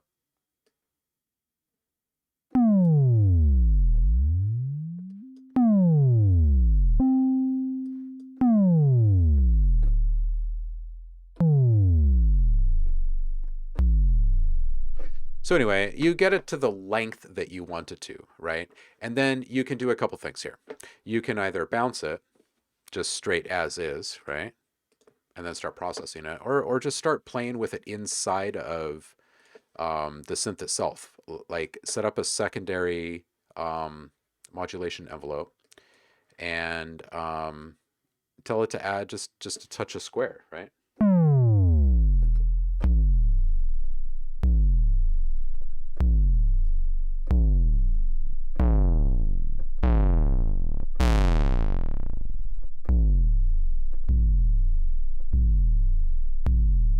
Anyway, I would personally just start off with something super simple like this.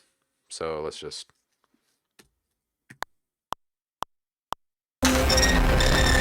Jeez, sorry. I thought I was soloed here.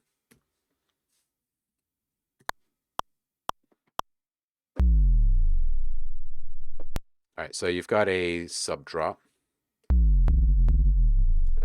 Let's make that just a little bit longer, actually.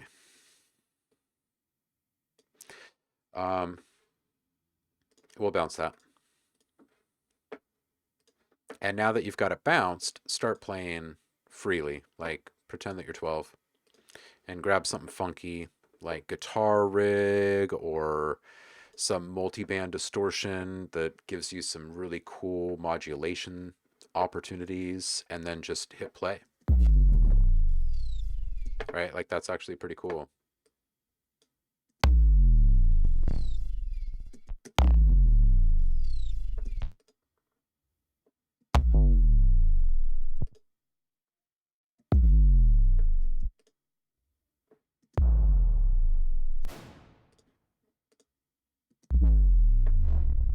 Ooh, that one's badass. This is too quiet for me.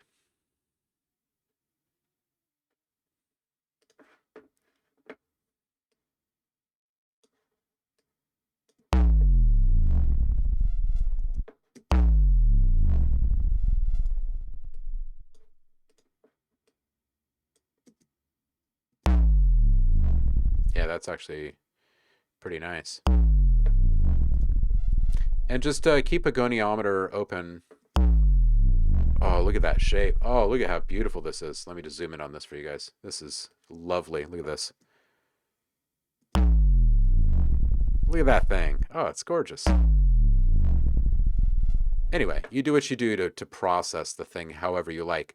But just start off with something really, really simple like a sine wave first. You've been trying to synthesize my drop pack for a day now and still not getting the sound you're looking for.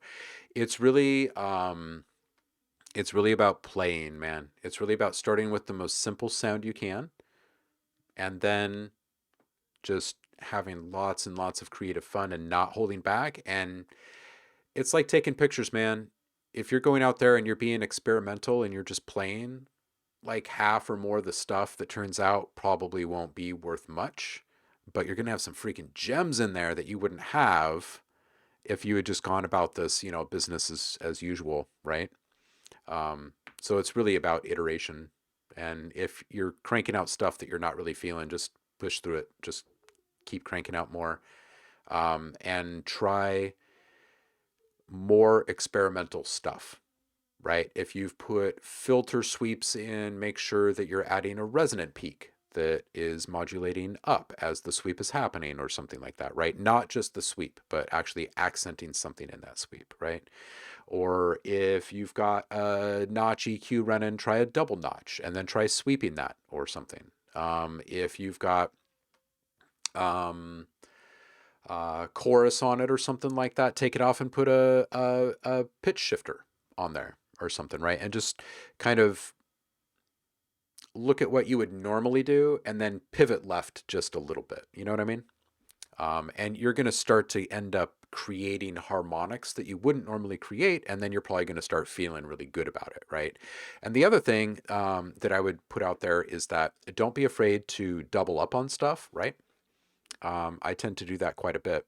This thing already sounds great, but what if we drop the resolution way down on a bit crusher, take the down sample way up to get a high pitch effect out of this to layer on top of the bass, um, and just kind of overdrive it. So we'll find something really ugly here really quick, and then we'll mix it down. Actually, that's not bad. We'll bring this in at like a 6. No. Like a 15? No. 25? No.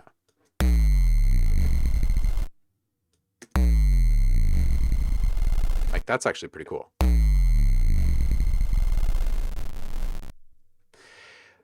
Yeah, there are a lot of those sub drops inside of Dark. I mean, they're everywhere in the cinematic world, and they're big in DJ sets, right? A lot of electronic music uses them, but they're massive in the cinematic and game worlds for the past many years now. Um, oh, I think this one is actually still my freaking Logic directory.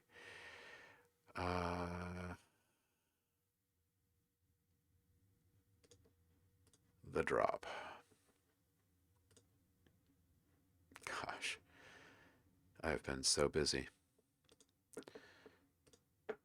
Thing is still sitting in my Logic directory all this time later. All right, this is what Saf is referring to.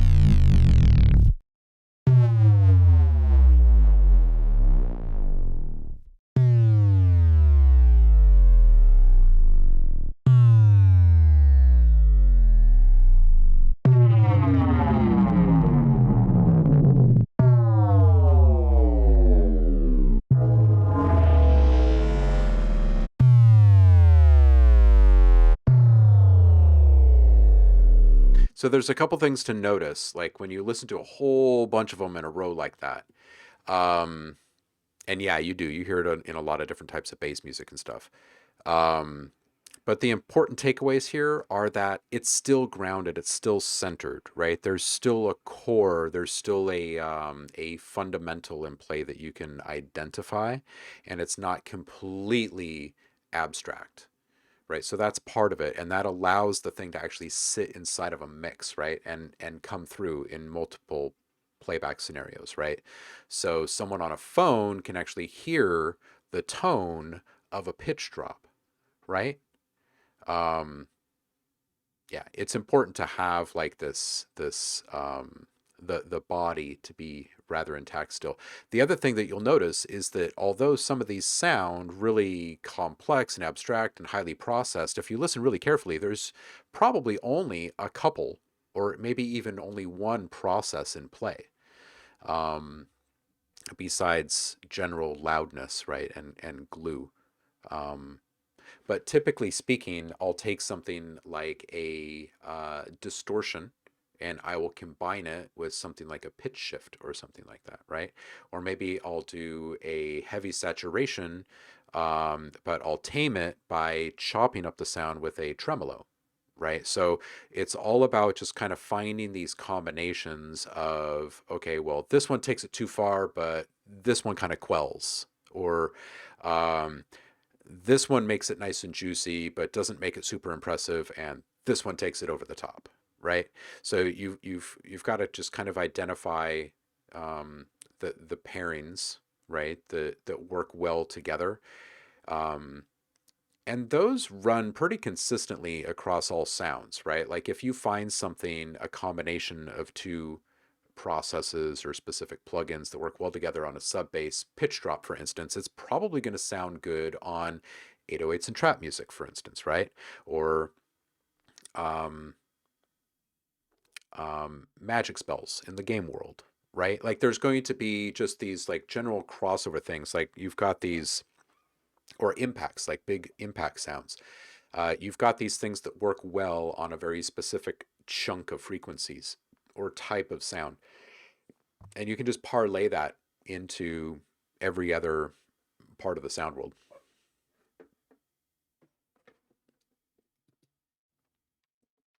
All right, I'm going to get back to a dance party or bounce party here. Hope that made sense.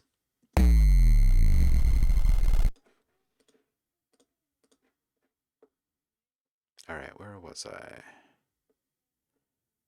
There we go.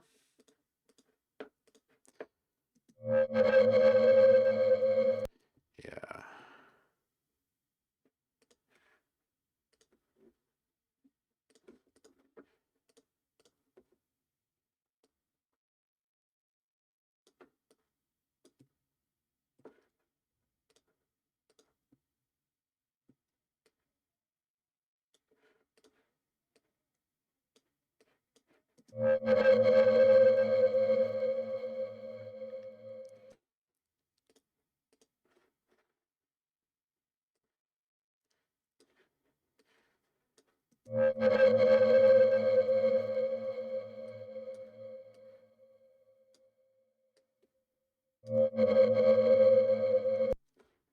Let's toss an EQ on this one. Find a little focus.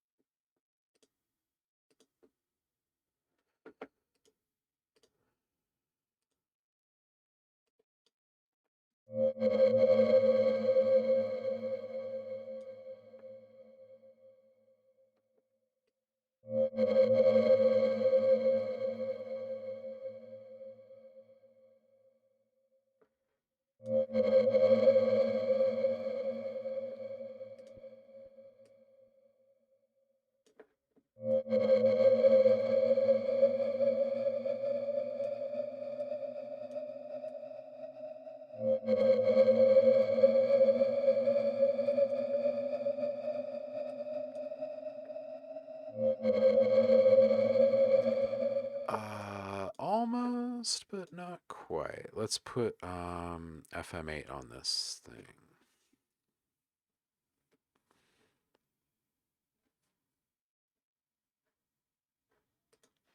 Because you can use FM8 to process sounds. Let's just bring this in. We don't need any of this.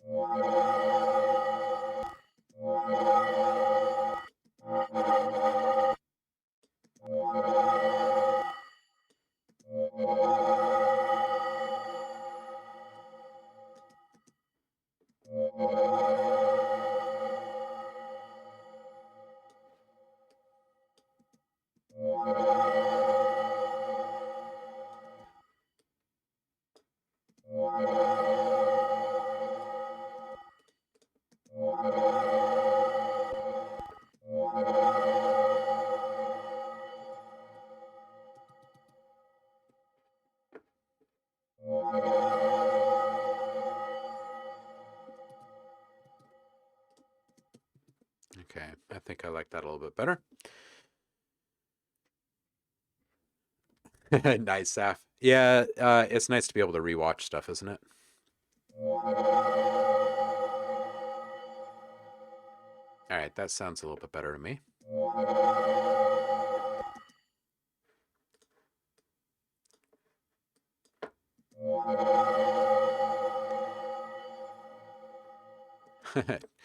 Definitely not a panic scrape anymore.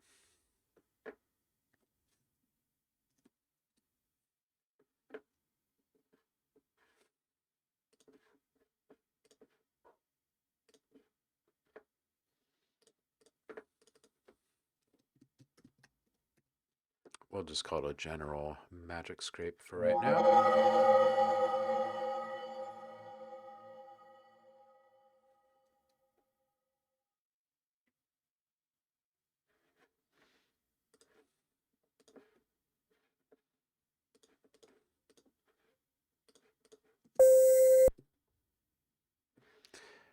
All right.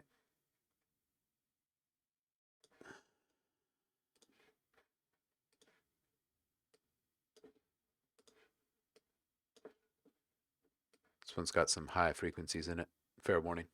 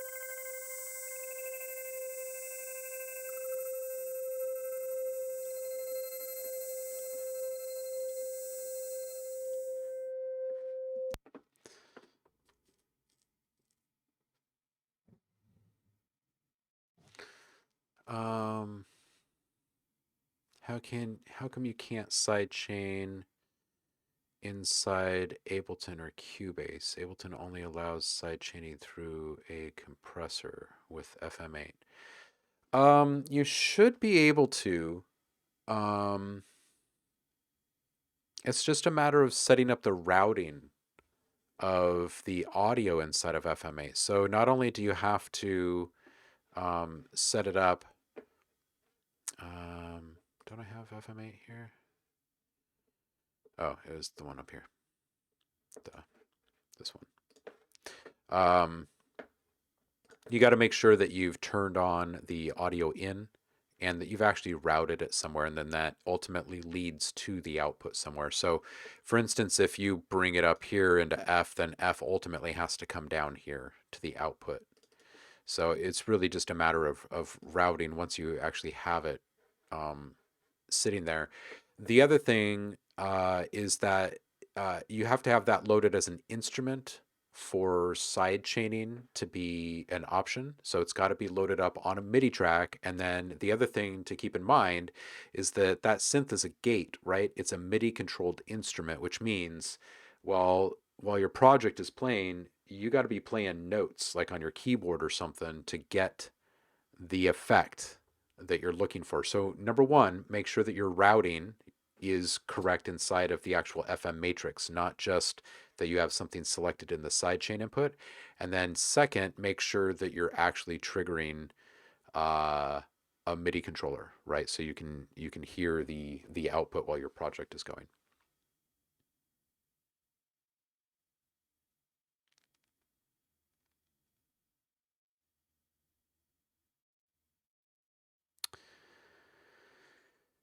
Yeah, FM8 can run in Ableton. It's classic Native Instruments gear.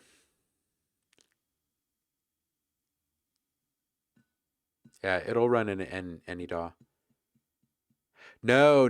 FM8 is one of the flagship synths of Native Instruments. So going old school here, it's Absinthe, and then FM8, and then Massive. And those combined with Kontakt and Reaktor and Guitar Rig make up their whole, that's it. That's their whole universe right there. Are you thinking Alchemy maybe? Probably Alchemy.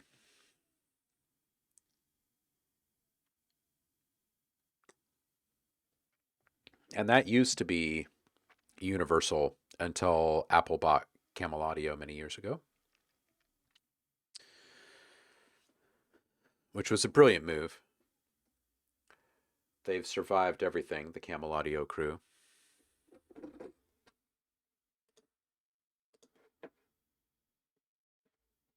All right, so back to the sound here. Oh man, Camel would be a good one. That would be great. That would be great. Overly positive. Thank you so much for the follow and welcome.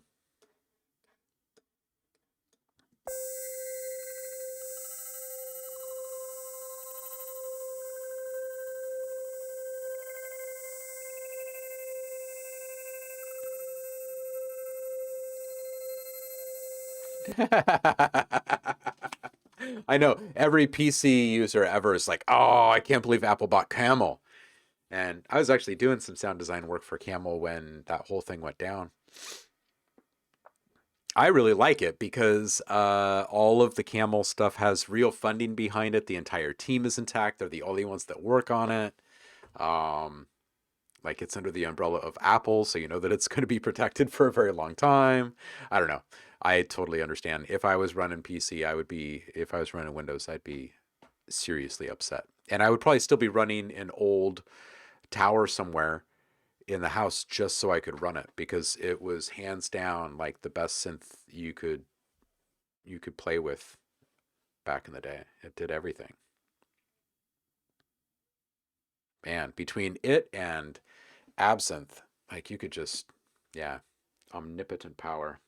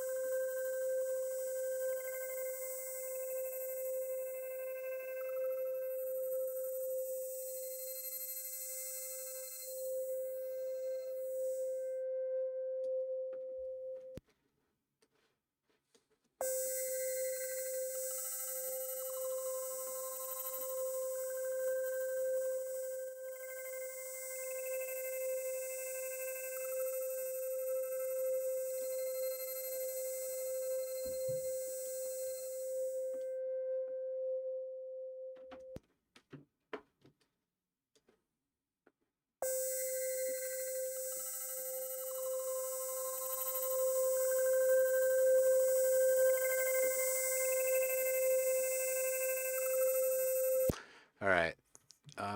This could go into the piercing category. Or group, rather.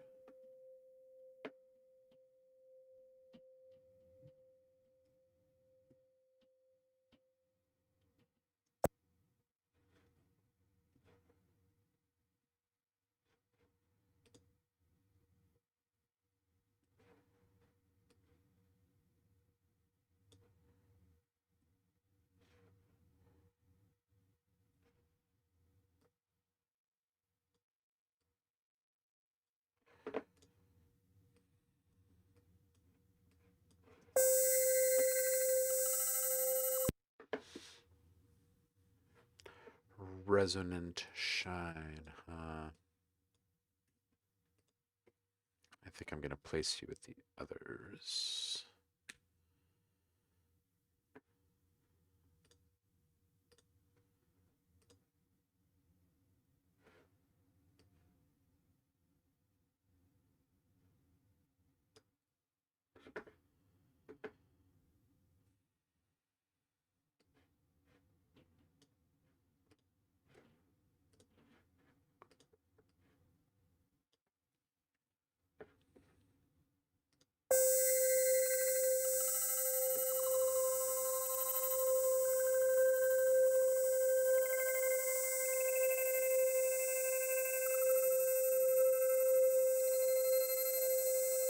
Javar, welcome back. How are you?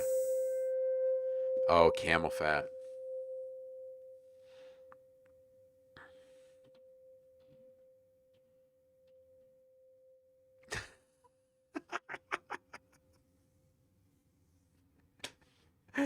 Oh, well, I'll tell you what. Their apple is not going to get absinthe. That's just not going to happen.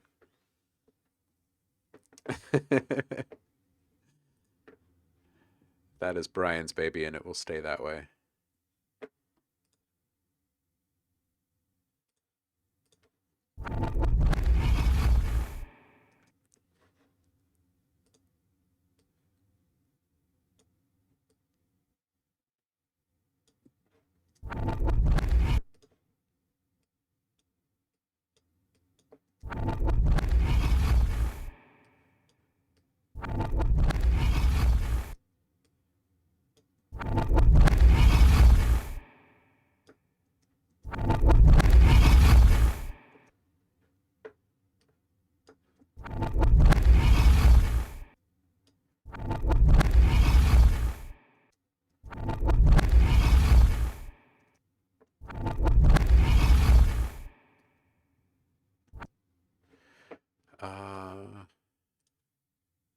Wrangling this low end here.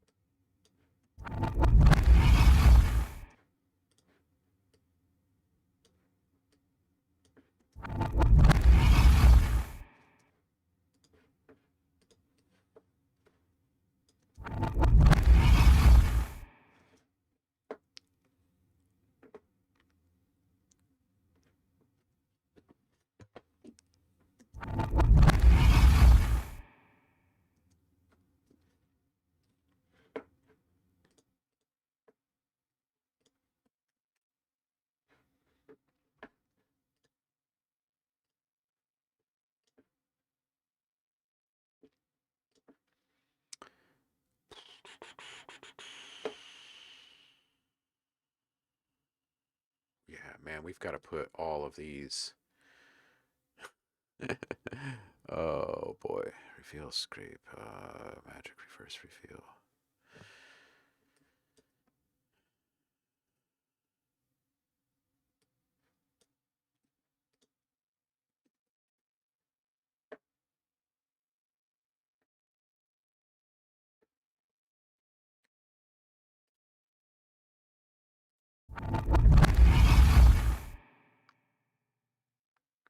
It's funny just how important words are in all of this side of our industry.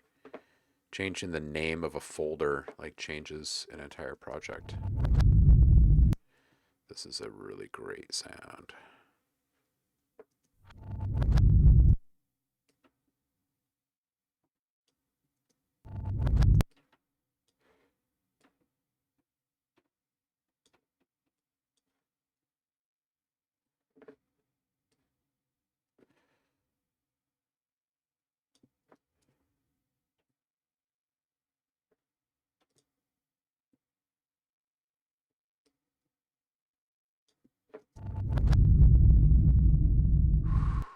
It's just freaking lovely, right?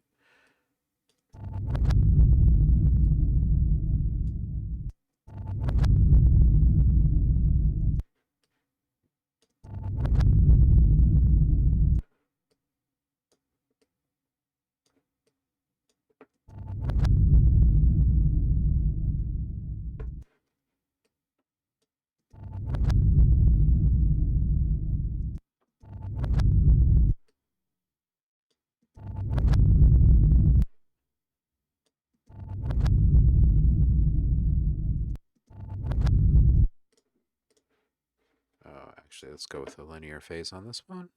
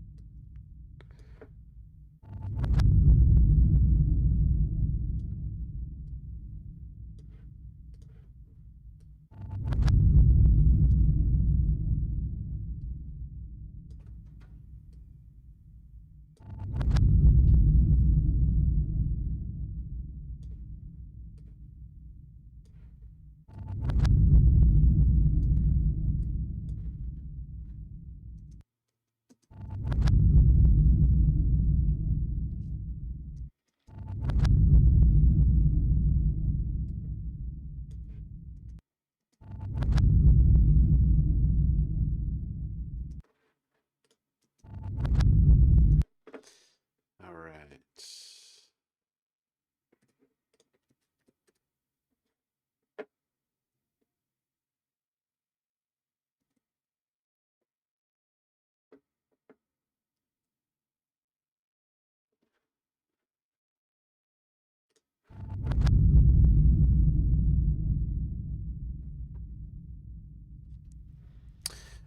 Saf, go ahead and send it on through, man.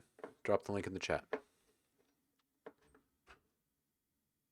Or hit my inbox or whatever's easiest.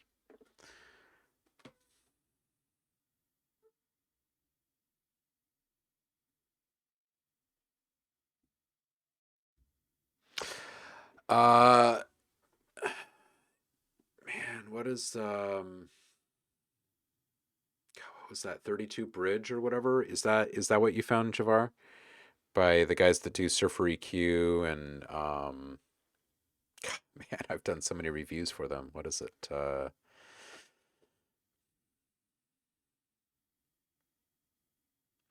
need to re-up all my stuff. J Bridger. Right. Yeah, yeah. When everything was first going 32-bit, it kind of broke everything, huh?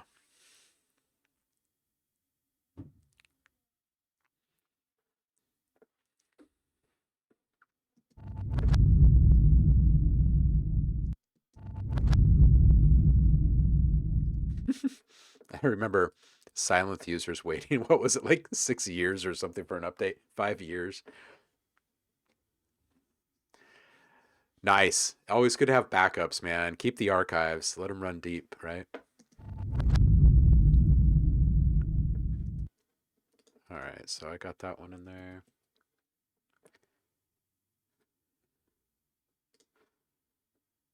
Da, da, da, da, da, da, da, da. Yeah, it's in there. I'm definitely gonna have to reorder this today.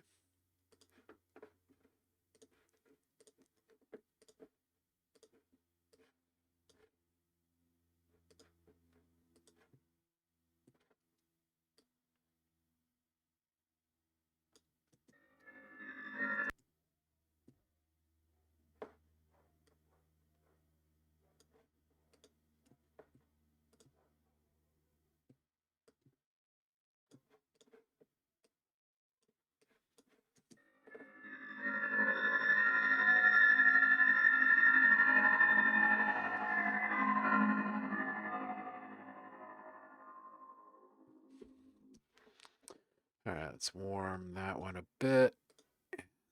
Rough it up at the same time.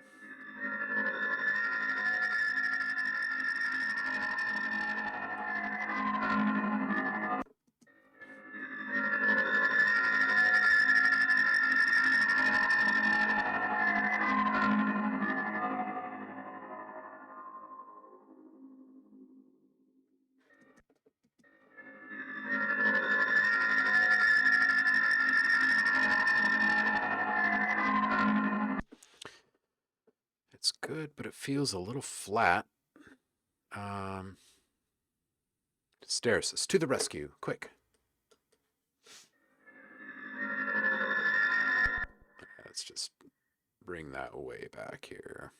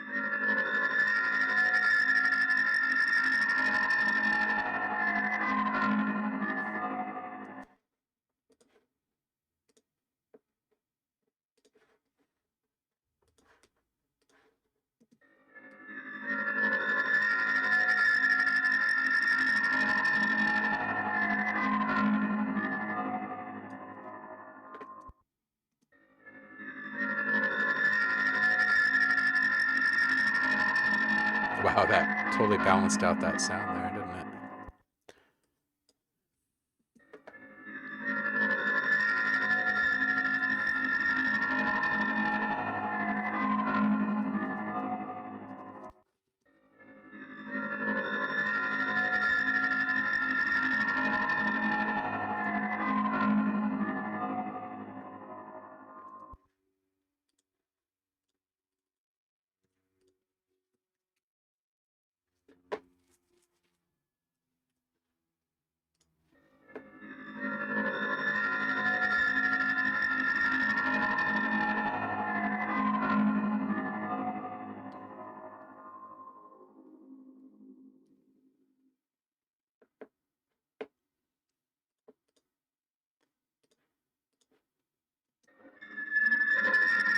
That seems very repetitious. I don't even want to do that one. What's this one?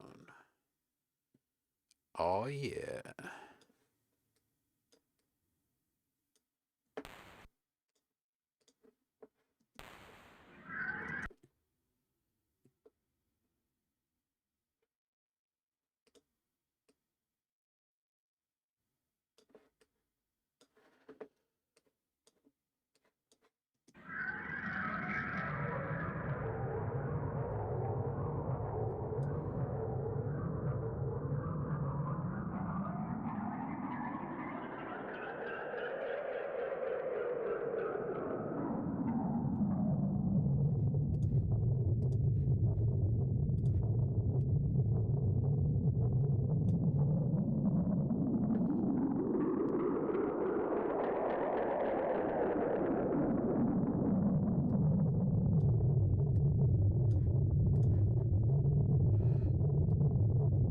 Look at Argoni. Look at this thing.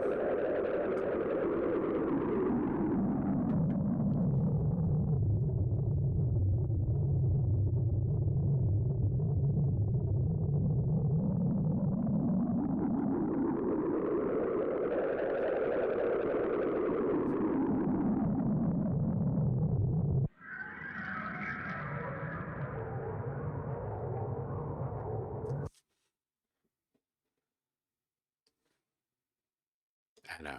I'm a geek.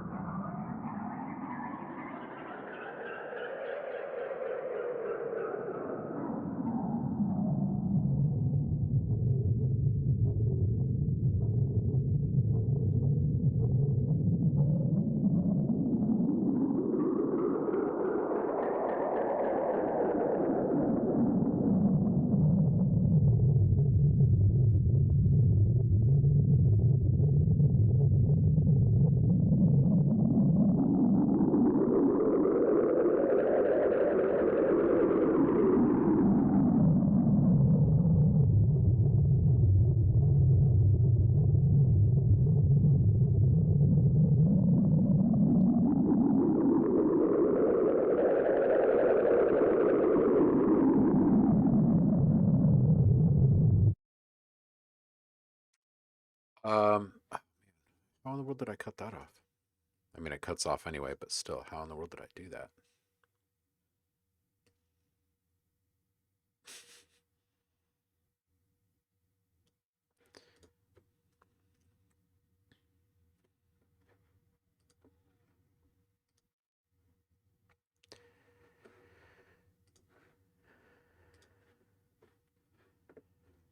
Um, all right, Saf, is that the link? Um,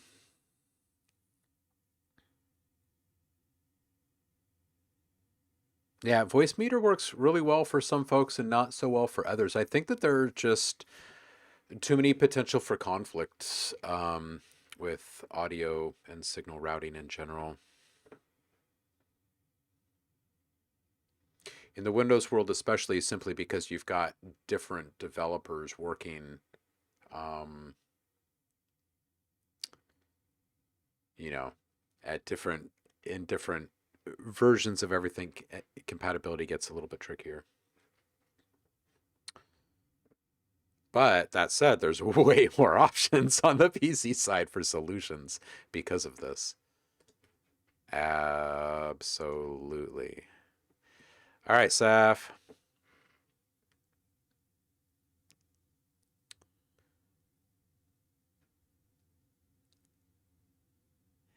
The way that I do mine, I use Streamlabs. Um, and then I tried to run as slim a system as possible when streaming. In other words, I don't have it running through any kind of hardware, just to remove all of the most common stumbling points. Compatibility is tough. Kontakt, Studio One in Zoom. Well, with Zoom, it makes it easy because when you download, and make sure that you've run the most recent installer, and then there's also a trick. You've got to go into your preferences within the website, like in your browser, go into advanced user room settings, then scroll like 2/3 of the way down. You'll see an option to allow stereo. You click that, and then you restart your Zoom. And now, when you go to share your computer screen, you make sure that you check the little box in the left-hand corner that says share computer sound. But you'll notice now there's, just like as of this week, there's a brand new little disclosure triangle that if you click on, a little drop down pops up. And that is where you find your HD high fidelity stereo audio option.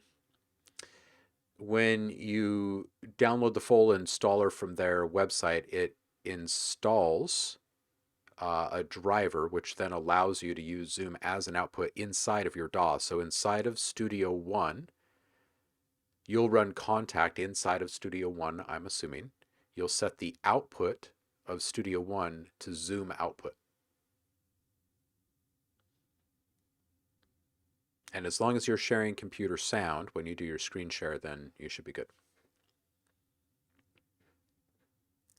And then that way you don't have to mess with a whole bunch of stuff. If you have a whole bunch of things that need to be routed into your DAW, or into your computer in some way, then it gets a little bit trickier. But you can just create some sort of multi-output or aggregate device that can then be used as an output. So I would try it without anything though.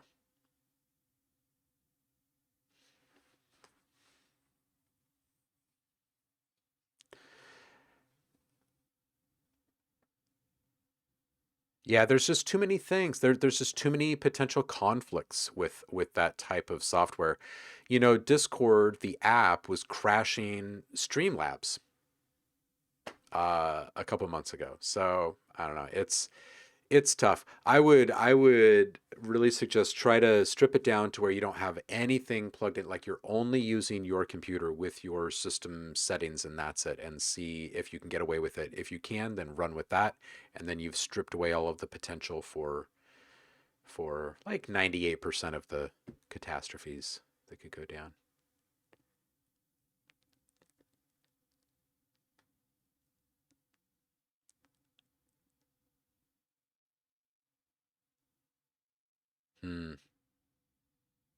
Yeah, interesting that loopback is such a huge thing nowadays. All right. So, Safet says it's been removed.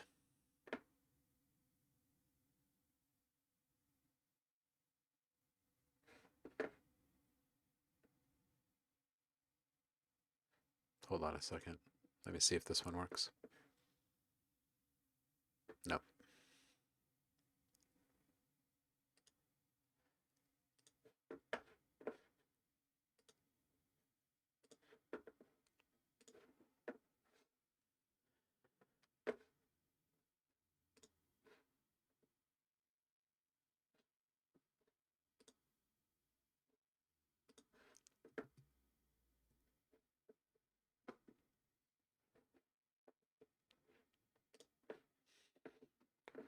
There we go.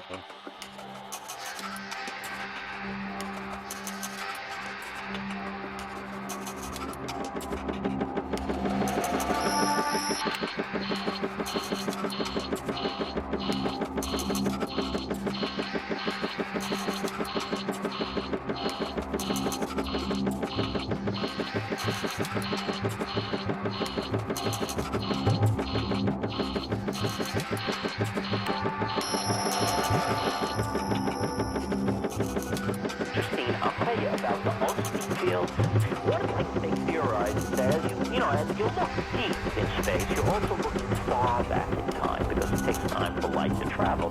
So when you do it deep, even like this, you're looking really far back in time.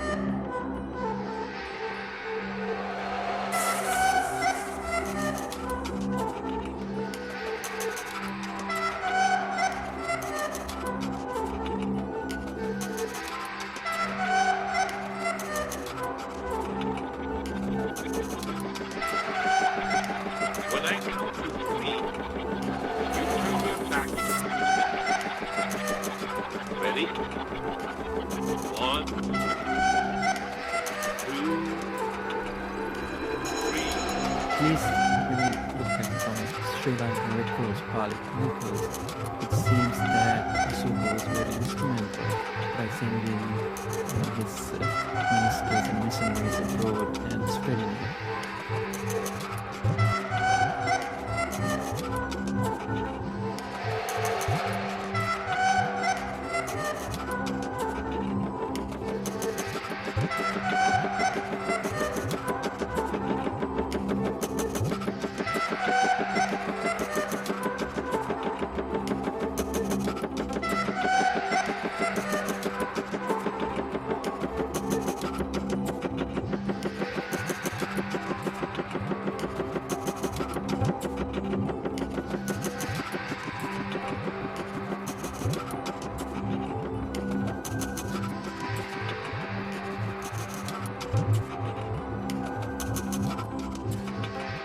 Ben, what's up, dude?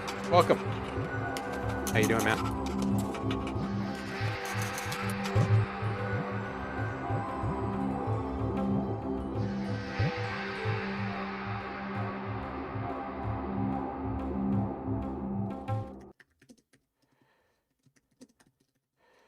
Um,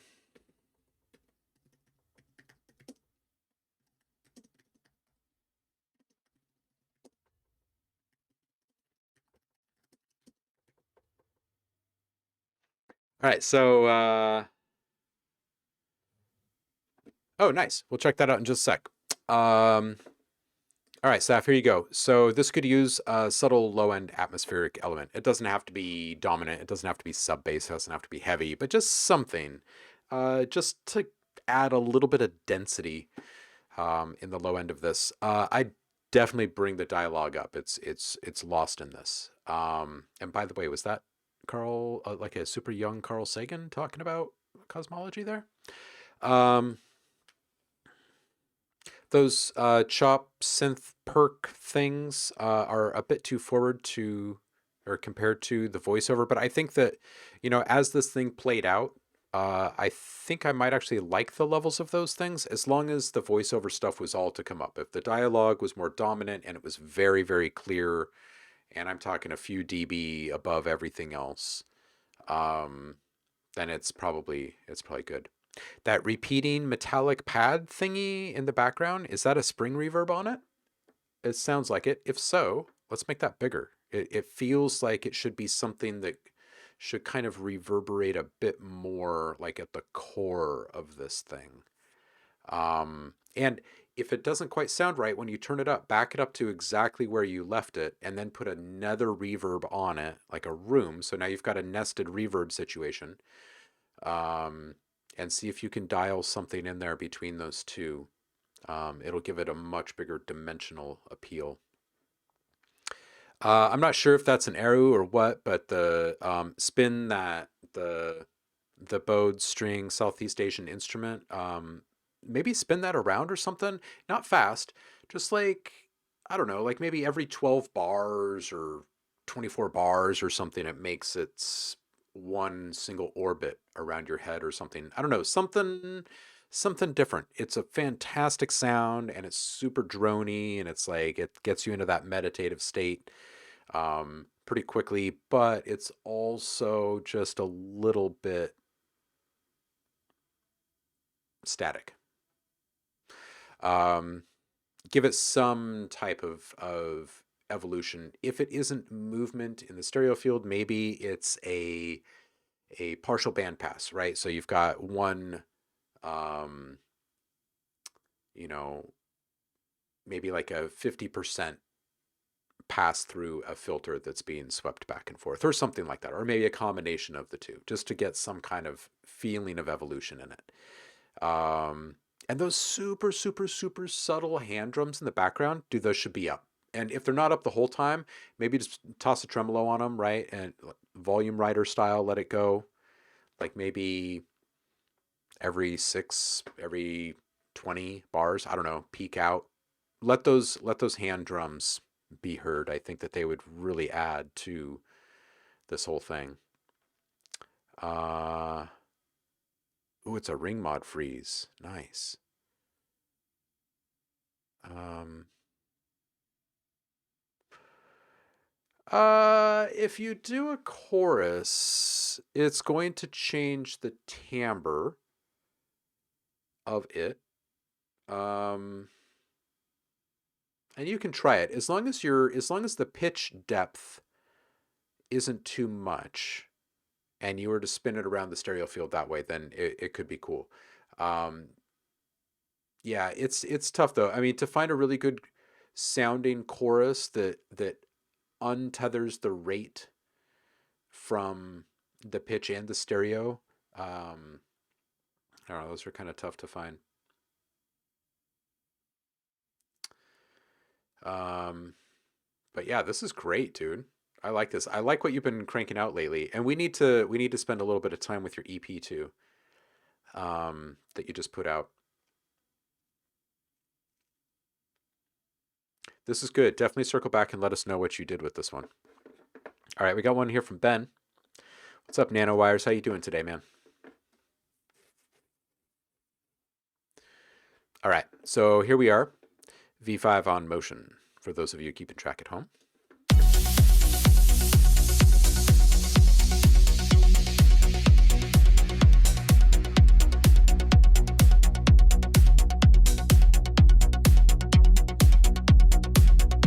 Oh, and by spin, Saf, really quick. Sorry, I didn't mean to rush through that. I'll show you.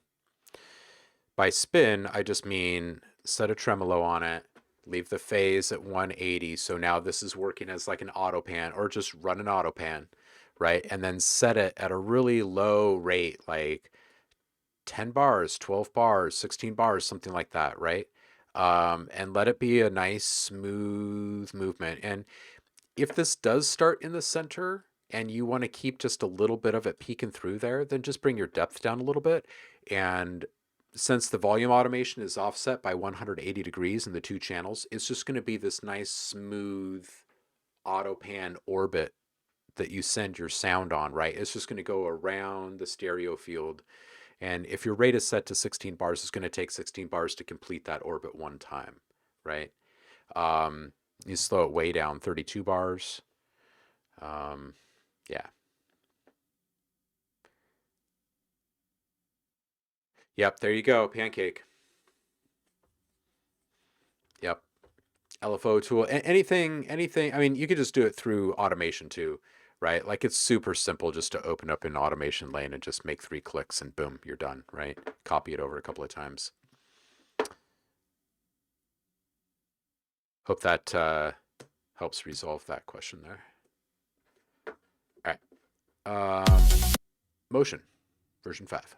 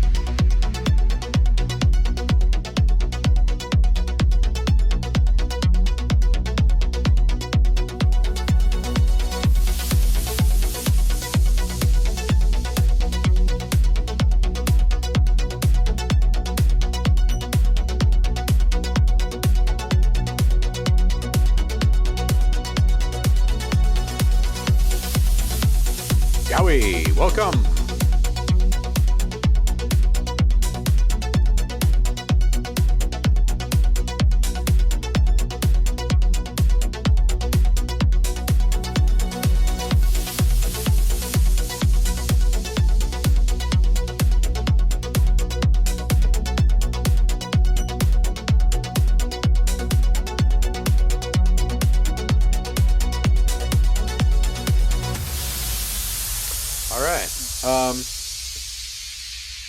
so I didn't have much after thinking about these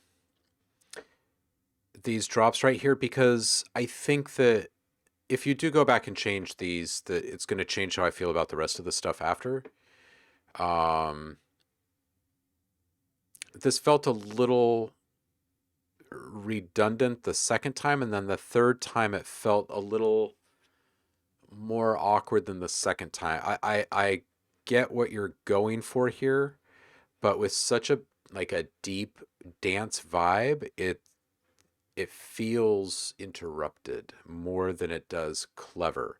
And it might be because of the amount of time that it takes to recover from it, right? Like, or maybe it's because there isn't this really big build, but there's this massive release. It seems a little awkward and out of place. Um, I would try playing with the timing and stuff if you want to keep that effect in play. Um, yeah, it's tough. It's tough because we've been so conditioned to expect something kind of specific from those types of impacts, those psh, right? It's mostly something that's been built up to, but you're building out of it, and not a lot of tension is being increased going into it. So I think that that might be where that conflict lies for me. Right out the gates, though, I really like the changes that you were making and the vibe that it has, and I really love the these long builds here. Um, but again, yeah, I mentioned it. I mentioned it right out the gate here. Just some kind of tension build before that first release, and then my feeling is the same with the others. That snare clap, I'd add a verb that rings out, and maybe if it's not every single one, maybe every other, or every third, or every fourth, or I don't know, all of them for one bar and none of them for the second bar. Something, I don't know, some sort of bright accent on those would be great because they felt a little bit under where they should be. Um, yeah, I was trying to come up with some way for this to feel right each time. But by the third time, it felt a bit like Groundhog's Day, and my feelings hadn't really changed about it. I don't want to be like overly harsh about this, but I, you know, I'm always honest with you. So, um, I would say that I like the vibe, but there's something here that's got to be different. It might be the amount of time that's passing. It could be that impact. It could be that big bright white. I think that there could be some glitching or something that happens there that could make it kind of cool, or some stuttering, a massive drop off with empty space, maybe to count to four, and then bam, it's back in. Um, yeah, you could even play with some kind of like palindrome or cat's cradle idea where there's like a right, and then back into the beat, right? It makes it seem like it's going to drop off, but then it just comes right back in reverse, and it's kind of this elastic boomerang kind of effect. That might be kind of cool.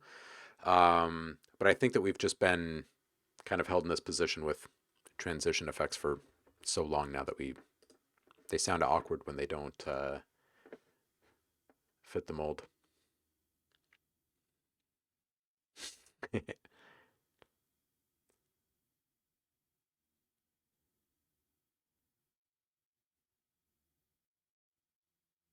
There you go.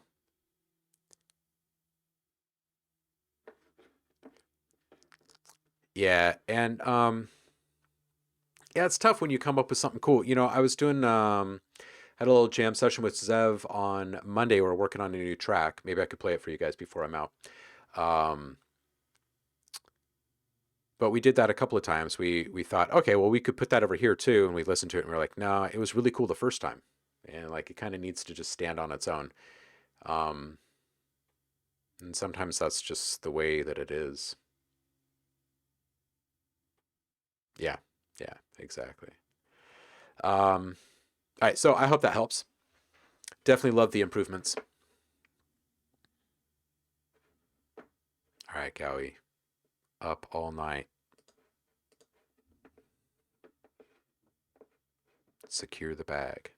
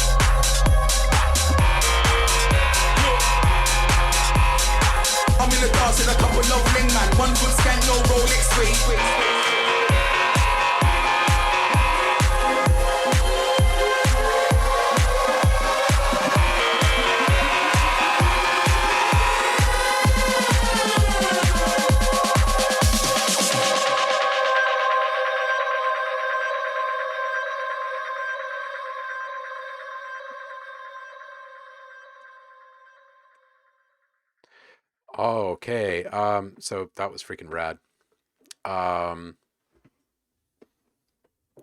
This is good. It's been a minute since we've gotten something from you. And before I start spewing all of my BS, let's just see what these guys are saying in here.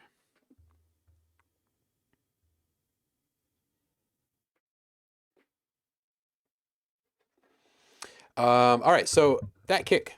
It's just a tiny bit flat in the middle. I was thinking maybe a small scoop around 450 might help accent the low. I don't know. Add a volume rise to that first drop, right? So like dip the volume just a few. It could be as much as like maybe 5 dB on a couple different elements. Let those come up in a fairly linear path. Coming up to that drop, it'll make it feel like there's greater tension building. And this, you've got like this, I don't even know what to call it. It's awesome. It's this funky, flippadocious UK bass style wonk happening in there. And it's just great. It's like, it's big up energy, man. It's good. Those toms. Oh, and before I move on, what synth are you using to make your basses? I am curious. Serum always. Okay. You can, um, through ring mod and through a bit of phase modulation, uh, end up making that kind of hollowness in some of these accentuated a bit and smeared just a small bit. And I think that that would play really well with some of these sounds, especially the ones that are articulating rather quickly. And by that, I mean, let's just crack this open for just a quick minute. Oops.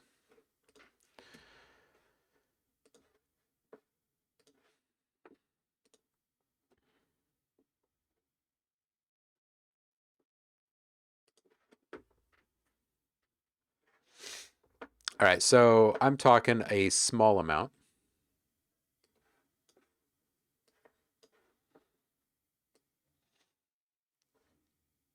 Right here on the face. And probably not like something like a running LFO or anything that's in a bipolar situation here, anything like that. Just a small amount. As something gets triggered, always fun. The other thing you can do is if you've got the space for it, use a little ring mod, right? I don't know what you're running in your oscillators, but oftentimes you can get something really cool going with some ring mod. You use FM from B. They sound great, dude, and they really fit the feel of the entire track. It really ups the like overall energy level. It's a really good fit. It's a really good fit. Those toms, dude, bring them up a bit because those are freaking great. Just like reaching over for the funk. And I would even play a little bit with them. Not on all of them, but just every once in a while, one of those hits gets a little, like maybe a little 16th delay or something, or maybe one of them just gets like a rather big verb push, like right before it goes into a drop, or they stop for a couple bars or something. Dialogue samples up at least 2 dB. That first set of dialogue samples, especially. I guess that would have been around like the 2-minute mark or so. Parallel compression on the drums. Just something that's like overly compressed and gritty and then brought back in at a really subtle level, I think would really add to the vibe of this whole thing. Not crushed and overly pumped. We're not looking for like hard hip hop edge here, but something that gives them just a little bit of a little bit more meat, if you will, a little bit more. I definitely wouldn't swap any of them out because I think that they all fit. Like I think it's a rather tasty kit. I think the arrangement's super tight. All the way up until that snare fill, right at the very end. And maybe it's just because I'm a drummer, but that whole thing had so much freaking bop to it that this snare build / fill at the end here felt a little plain.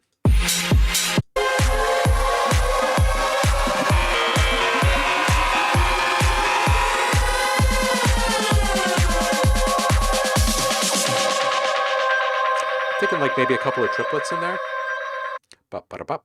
instead of or something.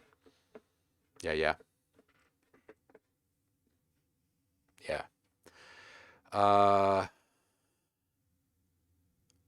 Yeah, hope that all makes sense and helps inspire some good changes.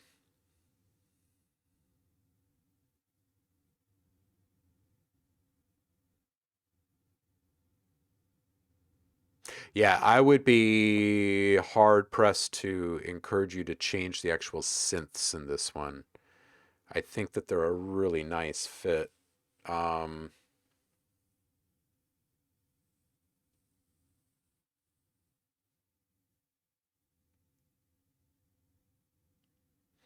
Yeah, no worries, dude. Absolutely. Where are we here? It's 1:30. Yeah, we could do one more. We could do one more in here.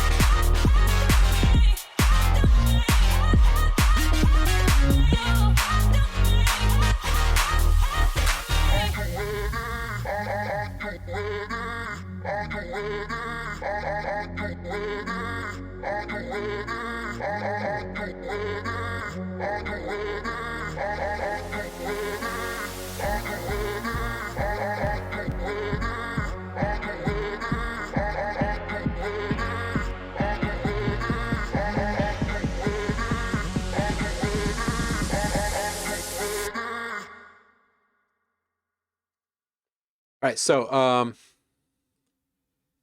feedback. Fantastic intro. Freaking great. And I know that this is probably just a byproduct of it being a work in progress, but it feels a little bit too constrained for too long. Not that waiting until 45 seconds is too long for the full mix to come in, just the feels. That's all I'm talking about. Maybe letting one of the elements not be so constrained in there, running parallel with that vocal. Maybe increasing the level of the vocals slowly, like in a fairly linear path with that one element might be kind of a cool thing to play with. Like across the entirety of it. It just feels like a small amount of lack in the feels and the energy for like as upbeat as everything is. That said, I'm sure you probably have a plan, this being a whip. The synth competes with the Vox in a couple of spots, and mostly like in this general space right here. What is that? That's like around the 1 minute mark, and you can really hear it here. Moving the vocal around like that is fantastic, right? Because it's like it's boxing with the bass, right? Like the bass is like, and it's like, I'm over here, I'm over here. It's a nice effect. Just got to find a way to help that vocal rise above it a bit more, knowing that it's moving around that much. So one way that you could handle this is by, and I was saying something similar to Saffron earlier, using a tremolo instead of an autopan, because it allows you to manipulate the depth a bit more. So just for argument's sake here, if your vocal is sitting smack dab in the middle and your depth is not at 100% in this auto panner, then you're leaving part of it in the middle, which helps the tuner or the listener tune into it a bit more, right? And it's, instead of like hopping around this guy that is the bass, like in playing peekaboo around it, it's more like putting your hands on that guy's shoulders and like going like this. You know, I mean, it's a subtle difference, but like going around someone like this versus being up, I think that this small maneuver right here, it can kind of help people wrap their minds around the idea of stereo balance a little bit more. But for what it's worth, I think that that might help that.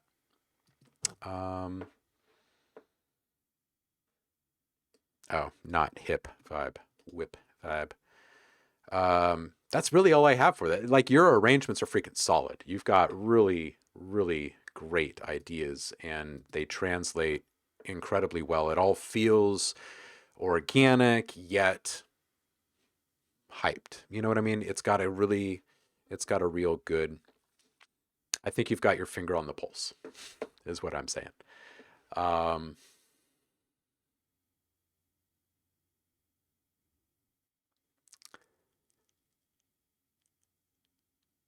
It's being done by a collaborator. This is your bit.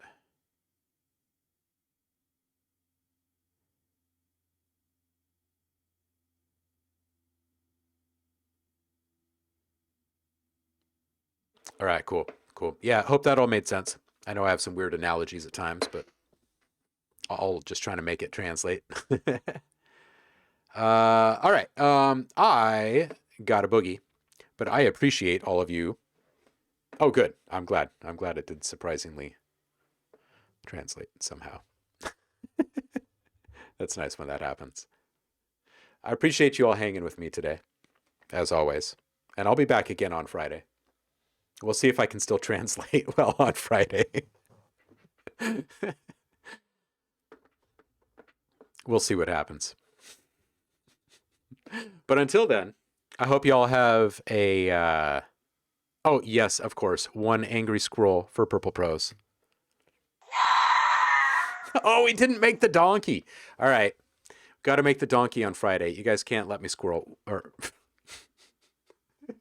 can't let me forget. Squirrel.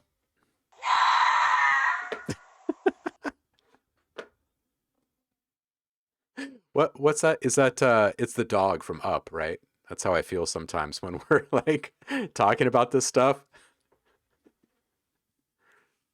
All right, I need to go be productive and squirrel. Do stuff, get stuff done. I hope you all have a good day and crank something out that's awesome. Should we go surprise Foss? You guys want to go see Foss? See what he's doing? Let's do that. Let me just switch to my browser really quick.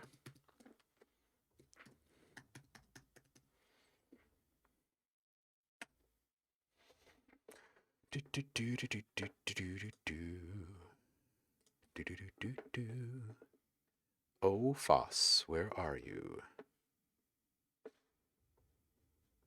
Hey, there's me. Oh, Sam is on too. Let's surprise Sam. Let's just surprise Sam. We haven't seen him in a minute. Hope you guys have a great day.